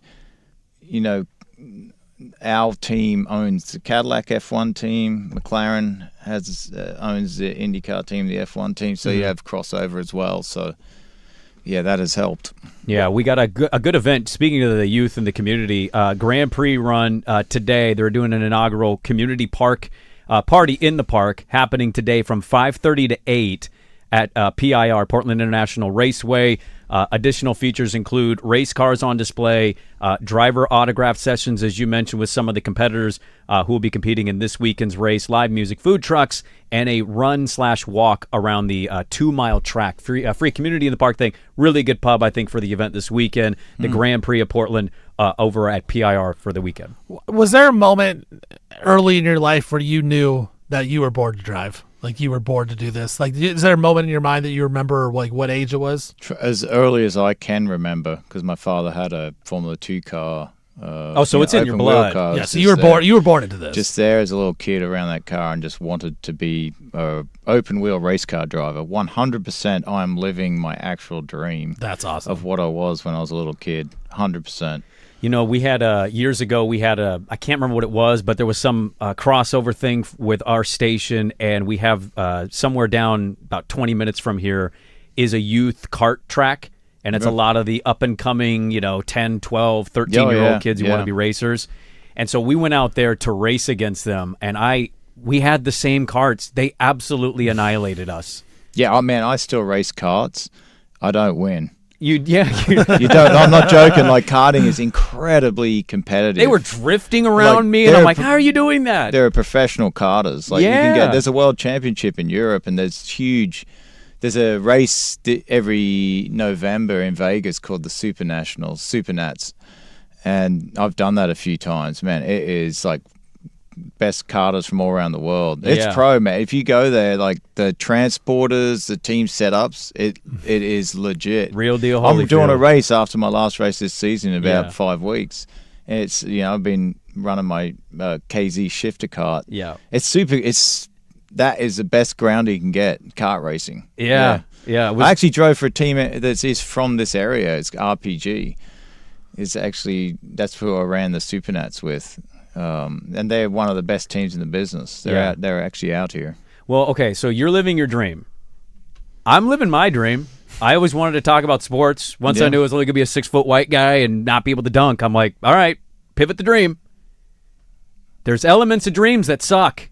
What is the worst part of your dream? Like, what's the element of the racing, maybe not attached with the actual racing, that you had no idea about the life of being involved in it? Is there an element that you're like, not a big fan of this area? I would say the danger of it, having some, break my back a few times, some of the injuries I've had, a few concussions.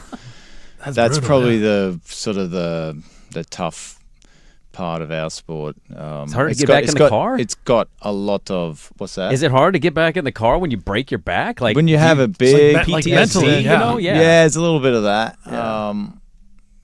It is funny we actually get in after a serious injury, but it was earlier in my career, in 2009, and all I wanted to do was get back in the car. So it was at that point. Obviously, if when it happens at this stage, you're done. But I would say that's the one thing that's always in the back of your mind. Like, no matter how they've made it incredibly safe, or safer, let's just say, the windscreen, the headrests, the Hans device, the things that they've done with the seats to prevent back injuries. I mean, it's all there, but you're still doing, like at Indianapolis, still doing 240 mile an hour. So, if something happens, it's never small. If you get to the wall, it it's going to hurt. But you're going 240 at Indy? 240, yeah. How can you even process what you're... Yeah, that's what I mean. If something happens, like when it happens, it's just so... It just happens so quick. NASCAR, a bunch of pansies. Yeah. They're going like 120, I think, in most tracks. What's it like going 240 and then next week you're going 30 miles an hour going to the grocery store? Like, do you still do you enjoy driving outside of actually racing? It's been a great excuse a couple of times when I've been pulled up and I've got out tickets. Have you really? I was like, sorry, I was just. I'm a racer. Racing. What do you want me to I've got do? the Australian accent, so like, he's not. You got a from here. kick-ass name too, by the way. Like, how are you not destined to be a driver with your name Will Power? That is crazy that my parents named me William. But I was named after my great-grandfather, and he raced bikes. He held so a long few ladder records. racers in the Power family. Yeah, I think it's definitely in the blood. Yeah, that's awesome. Yeah. You won the Indy 500 in 2018. You were talking with Greg Oden about like how you struggled this time, or your goals for you want to win it again, right? But like, dude, you won it, right? Greg Oden got injured in his career, and I told him, like, it's hard as it is to face some elements. He didn't have a long career, not because of his skill. He was awesome. Yeah. And so I think he enjoyed hearing that. Like, you won the event, dude. How was the winning the Indy 500 changed your life? Incredible. Just within myself, and not thinking about all the outside stuff that comes with it. But, in that decade from 2010 to, let's say during 2010 to 2020, I think I'd won the most races, most pole positions, probably led the most laps. In the series, I'd won a championship, which probably should have won a couple more. But I was starting to think that I would never win the 500, and I was going to be very disappointed in my career. Like, you wouldn't be regarded as to be regarded as a very successful IndyCar driver, you need to win the Indy 500. So winning it was massive for me. Just a huge weight off my shoulders, just, immense satisfaction, all the things that come with it. But, there's no event like it. The appreciation for the event just has grown and grown. I have to say, when I first went there, I really didn't like it because of the speed and the danger. It was just very daunting and uncomfortable. But, I've come to really love the place, and it's tough to win, but it's just, there's no event like it in the world. I mean, 300,000 people in a huge 2.5 mile stadium is incredible to win in front of. It's to do that victory lap, in the convertible, and people hang around to watch you go around. It's a moment I'll never forget. It's amazing. Yeah, dude. I couldn't fathom what that has to feel like in front of you said 300,000 people? 300,000 people, over 300,000 people. That's almost a pinch day. you moment. Like, it's very surreal, I'd imagine. And right? especially after, like you said, you came up short a couple times and you wanted to get, you finally got it. Like that. Yeah, that 12 times, 12 attempts. I think I was at there. No, it might have been my 11th attempt. Yeah, big deal. Did you have that in the back of your mind? Like, man, I'm not going to get this. I tell you, that week gives me goosebumps. I knew I was going to win it. You just knew, huh? Yeah. Why? I just wanted to say to my wife, I know I'm going to win it. I just knew on race day it turned up. I just woke up. Strangely, I just knew I was going to win it. Just in the zone that day. You could. I don't know what it was. I just was something about it that whole month. Just went smooth, and the car's feeling good. Your car was good, because often you spend the whole month with just, you cannot get the car right. You got to tweak so it, hard at that speed when it's not feeling right. It's just so uncomfortable. It's just, I woke up that day. I just knew. It was about the only time I've ever been just calm walking out to the green room before we go out, and just was. Imagine being calm in front of 300,000 people for the biggest race in your races. Everybody's circuit. watching. You just calm. That's incredible. Yeah, I can't help but wonder now. You come out with this calm. Like what lap are you realizing? Apologies for not remembering how it ended exactly. Yeah, it was actually. Was it like a down? Probably about 4 laps to go. So 4 laps to go. You I was have thinking, said, "Oh my God, we did it!" Yeah, I'm thinking we're going to win this thing. Wow. Yeah, are you coming. saying this out loud on the intercom thing with your? Oh no, you're super focused, but you're just thinking in your mind like, I'm pulling away. Yeah, man. And once you get within that 5 laps at that point, now they red flag it and you got to do a restart. But back then it would just finish under yellow. So yeah, you're starting to think like, 2 laps to go. I'm like, I think I went like that, like I think I'm going to win this. A little fist bump. Yeah. Will Power is joining us here in studio. We've got the Grand Prix of Portland out at PIR. They got a great community event tonight between 5:30 and 8. Autographs. You can walk the track. You can see the cars. It's a great event every year. We got him in studio here. A couple more for you because we're against our clock here, and I know you got a very busy weekend ahead of you here with the race. How often do you walk into a thing and you're the god? You're oh my God, that's Will Power. You know what I mean? Like, how often are you walking into situations? Do you like to walk into certain situations and have everybody go, "Oh, Will Power's here"? No. I'm trying to think like that's I don't really, not something I really like enjoy too much. Do you get comfortable with it though? No, I'm fine with it. Absolutely, yeah. I'm fine with it. It's not something I look out for, look for, try to get. The celebrity aspect of it's kind of weird, right? Like, you're just racing a car in your mind, but there's so many people watching these races. Yeah, and IndyCar is like the ratings and everything have gone up, and I have noticed lately, like this year and last year, just I get recognized a lot more now. Yeah. But I just think IndyCar's done a great job. Fox bought a third of the series. Mm-hmm. Our TV ratings are up, and it's really nice to see because I've seen this over the last 20 years. From where I started, the two series had split and they merged back together in 2008, and the difference of where it was there and where it is now is amazing. It's in a really good spot, the best spot it's ever been since I've been in the series as far as TV ratings, attendance at races, quality of teams, driver salary, all the stuff. It's really cool to be a part of it. And you notice it. People are much more aware of IndyCar racing now. 2 questions before we let you go. How quick does the money from the race hit the bank account? Actually, my contract isn't really written. Not like that? That way. No, okay. It's just a... It's a standard, here you go. There is prize money in there. I honestly don't really look too much. Does the wife look at it, I'm assuming? Or? She spends it. So he's just like everyone else. Yeah. You like everybody else. I don't actually. It's funny. It never was ever about the money. I never chased like big. I was always about the craft of it. It still is that. I just care about. You can't do it for 21 years and it be about the money. Yeah. Like, it's got to be about the love, man. It's absolutely, yeah. If you look at the end of the day, if you do your work, if you're in it for the money, you'll never make it. But if you're doing the work, you're in it for the love of it and the craft of it, and you're a very competitive person. The money follows. It just does. You will be successful. So I would say that it goes for everything, in business, in everything, he's got to do the work, understand the craft, understand the business. Yeah. And how many fights have you been in post a race? And did you win them? Arguments, man, I try to just avoid all that. Yeah, but sometimes somebody cuts you off or does something. I am an emotional person at times outside the car, so yeah, I've definitely told some drivers to, F themselves. What I've thought get out of them. here, get bent. Yeah, I've definitely used hand gestures before. Yeah. You ever drop a "I'm a Will Power" when an Indy 500, you little bitch? You ever drop one of those on somebody? Yeah, you should. Oh, sorry, I pulled this thing out. Yeah, that's okay. That's all right. Just the headphones. It's all right. Yeah.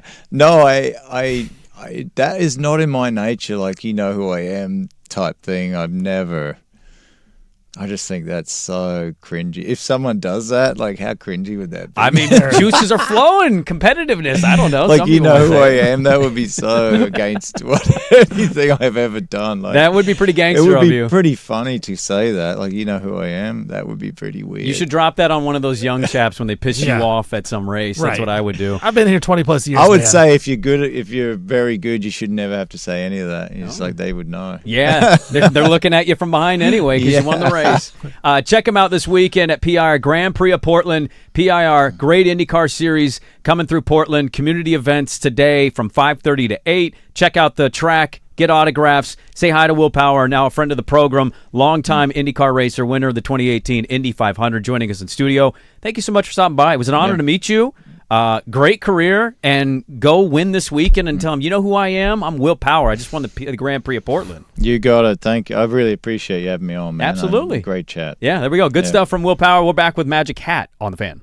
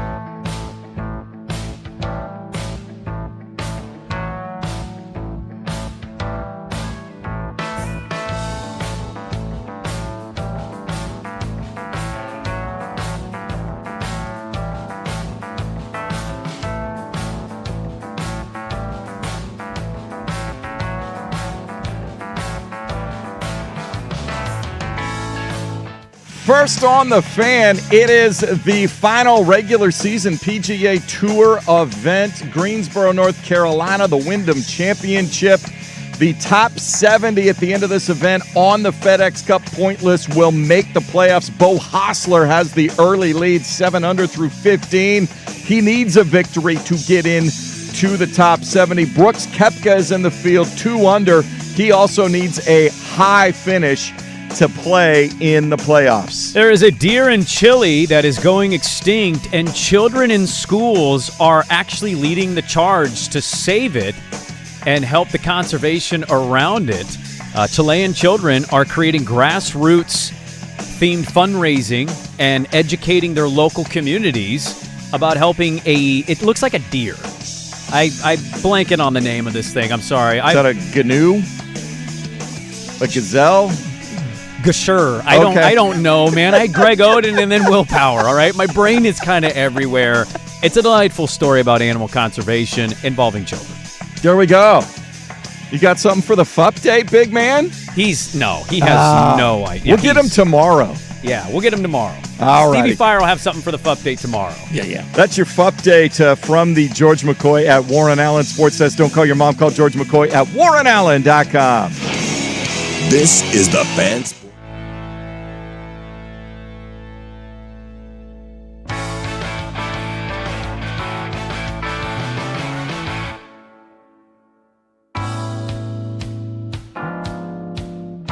All right, we're back. We don't have any more guests. No more. Are we sure? Yeah. We emptied out the kitchen. You hit the quota already. We have 2 more tomorrow. Oh, man.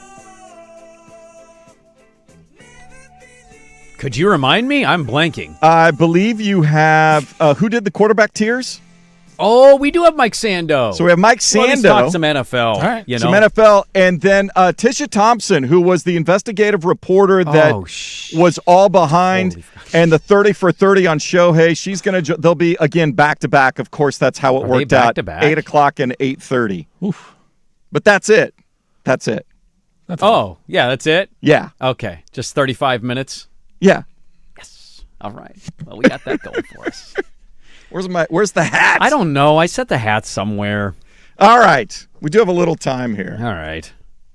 I'm sorry. We already had so much magic in the studio. Well, can I apologize about something? So Will Power came in. I pulled an audio cut Tuesday because I knew Will was going to be here Thursday. I thought Greg would be here Wednesday. I found an audio cut of somebody that was going against an Indy driver in the G-Force poll. So what they do to train themselves is they put a thing around their head, and this weight pulls their heads to the G-force level so they can train to know what it feels like. And I pulled audio of the guy that isn't a driver doing that, and I wanted to play it for Will, and I couldn't remember what I named the cut. I got 1,000 cuts. I can't find the cut. It sounds like he's having an orgasm. That's how much pain he's in. And it would have been great to play it for Will Power. Well, they have. good pain. I don't know if they still have it, but they used to have.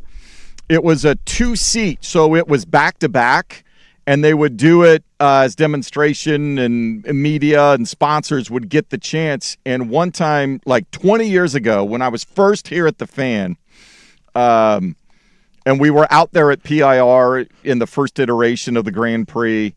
I think G.I. Joe's was the sponsor way back in the day. That tells you how old it is. Exactly. And so we were doing stuff, was out there, almost had the opportunity to get in the back seat.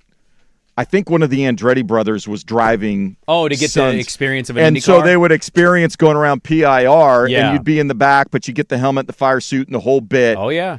And it was funny to see some media members chicken out, like when they had like media day down there. That was and me they're with like, the Blue Angels. I could have gone up for and the they were air like, show. and they were like, how fast are we going to go? Well, we're not going to go all the way, but on the backstretch, we'll probably hit 150. That's insane.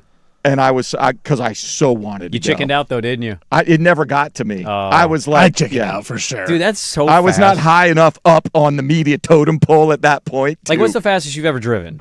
I don't know, 85 maybe. Oh, 80? really? You've never got 100? No. Oh, I get scared. Yeah, I don't blame you. I'm scared of I hit like 110 or 112 in the middle of I-5 by Fresno. I had nobody I've been in a front car of me. that's gotten into 100. Yeah. That I've hit triple digits. It's a cool feeling, and then you're like, nope, we're going to slow it down. And if you're on a flat, straight stretch of a multi-lane freeway, 240, I can't comprehend my brain no. operating at that speed. Like, how do you function? and do you you're like see? 6 inches from a car in front of you and a car to your right. Right, and that's the amazing part. One mistake and you're dead. Yeah, he broke his back twice. Right. Yeah, and he's like, I want to get back in there. That's insane. All right, let's dive into the hat. We'll probably wrap it up. I also have a recap question for Stevie Fire and an NFL question for Well, here Stevie you go. Fire. Whoop my ass. Whoop my ass. Yeah. Oh, thank you. This is the audio. Yeah, this is the audio. We have audio. We wanted to play this on Tuesday. We were like, let's hold this for the hat. This is Jonah Hill at a live podcast recording with Jason Bateman and Will Arnett, and I don't know Arnett. who else this was. Yeah. They do a podcast together. It's a really popular Smartless. one. Smartless, thank you.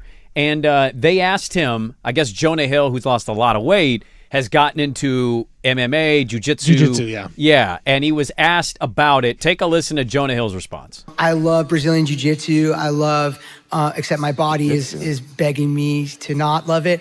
42 isn't, my wife is often like, you're not going to become like a professional fighter. You know that, right? Like you're a comedian. Like, but let me ask you something. Yeah.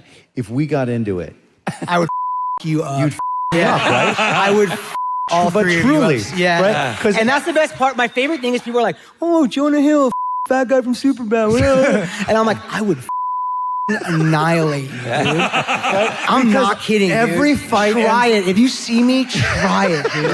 Every fight ends up on the ground. Very Bring quickly. it. Who's got it? I will, unless you are way bigger than me. I have like around and find out. Shia LaBeouf famously says try it, and he always gets knocked out. I'm not saying Jonah Hill would, but try it. Come on. I just love Will Arnett's voice. I could listen to him talk. Will and Arnett's laugh. great. Did you see his movie? It was like kind of a lower budget movie. Came out about him trying stand-up comedy. No. That's a great. Him and Laura Dern. Okay. Great movie. Oh, is that a good movie? Good movie. Okay. Yeah, well worth the watch. About an hour and a half. Because Quick I just watch. think of him as BoJack. Like I just hear BoJack Horseman talking, and I'm like, God dang, that's It's a great little chuckle he has. Yeah, in yeah. there, too. Did you catch him say not only would he annihilate Jason Bateman, he says it very quickly, I would handle all three of you. Like, no, you wouldn't.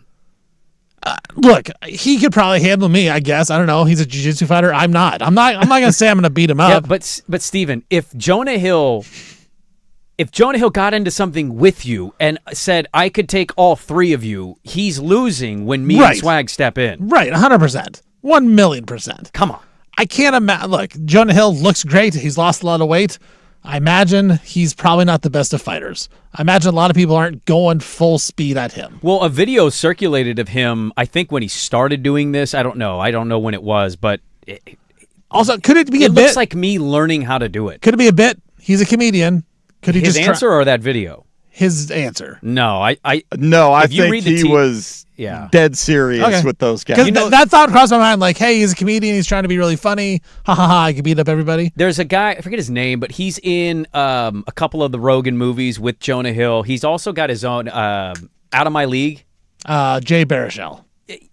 Go read what he said. He was asked about Jonah Hill, and he's like, he basically telling you Jonah Hill is absolutely in love with himself. A narcissistic a-hole. Seems like it. Yeah. Kind of got to be at that point. Do you have to be? Why do we have to be? I don't know. You were a fat nobody. You got famous from a movie. Why do you have to be a douchebag? You think you could take him? I don't know if I could take. How big never fought. is he? He can't be big. That's the thing is I got the size on him. Well, why are you saying he'd take you? You're not a small person. I'm not a fighter, bro. I ain't no Have you been in a fight? Not like a real fight. Oh, okay. I've been punched in the face, but you've been punched in the face, but not in a real fight. Sucker punched in basketball. The internet says he's 5'7". Yeah, that's Patrick. You've stood next to Patrick. So the trick is, maybe I could take him. Yeah, come on. All right. Even if he goes at your legs, you just be like right in the back of the head. Yeah, you karate chop him. That's right. Oh, I like that move. Thank you. I don't know if I could beat him. If he knows jiu-jitsu, he'd probably whoop my ass. Well, if he's there, if he's agile and he's quick, the tricky part would just be getting a hold of Why do you him. need to talk like this? When you talk like this, it makes me think the opposite of what you're trying to say. Does it not? Usually if there's somebody that you tell me how great you are at something, I'm usually thinking, you're actually not. If there's somebody that can take you out, they're usually pretty quiet about it. They're usually like I can hold my own. Yeah, I can take care of myself. I feel confident in what I've learned. You could have answered that in a way that portrays, oh crap, he's probably pretty good, without saying, I would annihilate you. Because you're right. If someone says, I'm really good at this, it makes me think you suck at it. Yeah. Why do you have to tell me? I played golf once with somebody years ago, and they basically were doing this, and their first tee shot went 8 yards, and it was like, my back's been tight. And I just went, you're that person, huh? Yeah. You're that person? I usually shoot 80. It's fine. Yeah, you usually shoot 78, 79. What is the one area of your lives you think that it would bring you this close? Like Swags might be cooking a pork butt. You know what I mean? Like, what's the area of your life that you would say is your Jonah Hill jiu-jitsu? Oh, man, I don't know. I don't know if I would. I would be don't have confident one. in like one? No, I don't. Not Gambling? like that. Not yeah, like I guess that gambling. arrogant. Not like because I feel good about, stuff that I've cooked and perfected over the years, and I would be anxious for, like, if I ever got to do something on a Bobby Flay show or something like that. He would annihilate seeing what they think of my food, but I would in no way think I'm gonna beat Bobby Flay. How or has any of Bobby those Flay guys. come up 3 separate times on Three this times. show? That's incredible. Like, you brought him up because your wife wants to have sex with him. Greg Oden brought him up, like, just randomly. Now And you just... Well, I brought him up because they put it in my head. Well, who so. doesn't root for somebody to beat Bobby Flay? Oh, yeah. On That's the those show, shows. Beat Bobby Flay. I love that show. Great show. Yeah. But I don't know that I actually think I could. All right, we're over it already. Jonah Hill, you're full of yourself. Shut up. One more Magic Hat, one NFL question, and a recap for old Stevie V on the first fill-in edition here, Dirt and Sprague. Back with more on 105.1 The Fan.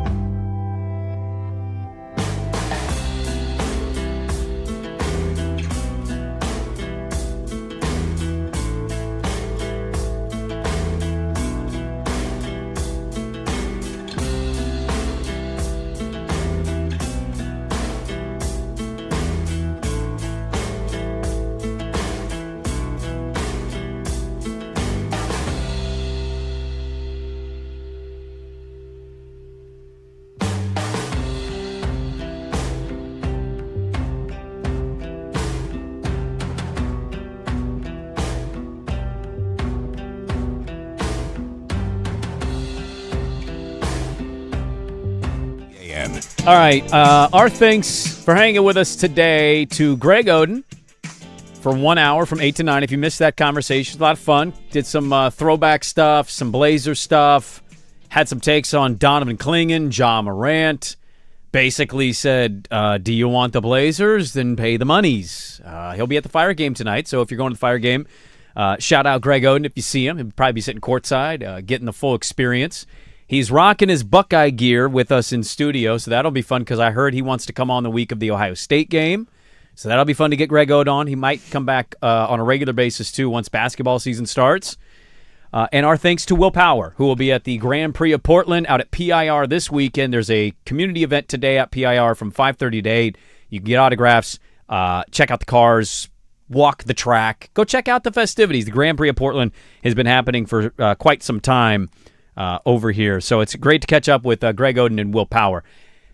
Last 2 hours of the show basically flies by with guests. We got a loaded show tomorrow. There's a lot we didn't get to today that we'll move over to tomorrow. I do want to talk quarterbacks with you. Yeah.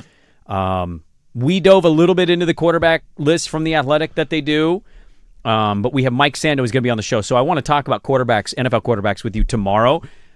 Very quickly, today we have our first NFL action on the screen. Yes, I cannot believe it's real, but later today, Stevie Fire, you will hear this. Can you believe it's real? It doesn't seem real. We made it. Well, kind of. Yeah. Hall of Fame game. But it's back. Carson Beck and Kenny Pickett. Who do we got? Okay, I'm looking it up. NFL preseason. You're Panthers, a true degenerate. Minus right. 1.5. Well, I was going to ask him who he thought the favorite was. Oh. I thought you were going to ask God, him you're good at ruining who everything. you taking. Well, what's the over-under number? What's your best guess? What do you think they're putting the over-under for the Hall of Fame game with Kenny Pickett and Carson Beck? It's got to be, it's under 40, 37, 37 close. and a half. 34 and a half. Very close. Panthers are a 1.5-point favorite. Where are we going? Because we know you're a degenerate. You're going to pick. Well, if it's 34 and a half, first half under, maybe it's probably around 17-ish. Oh. I would guess. Okay. You're probably right on that, but I'll see if probably I can around find there.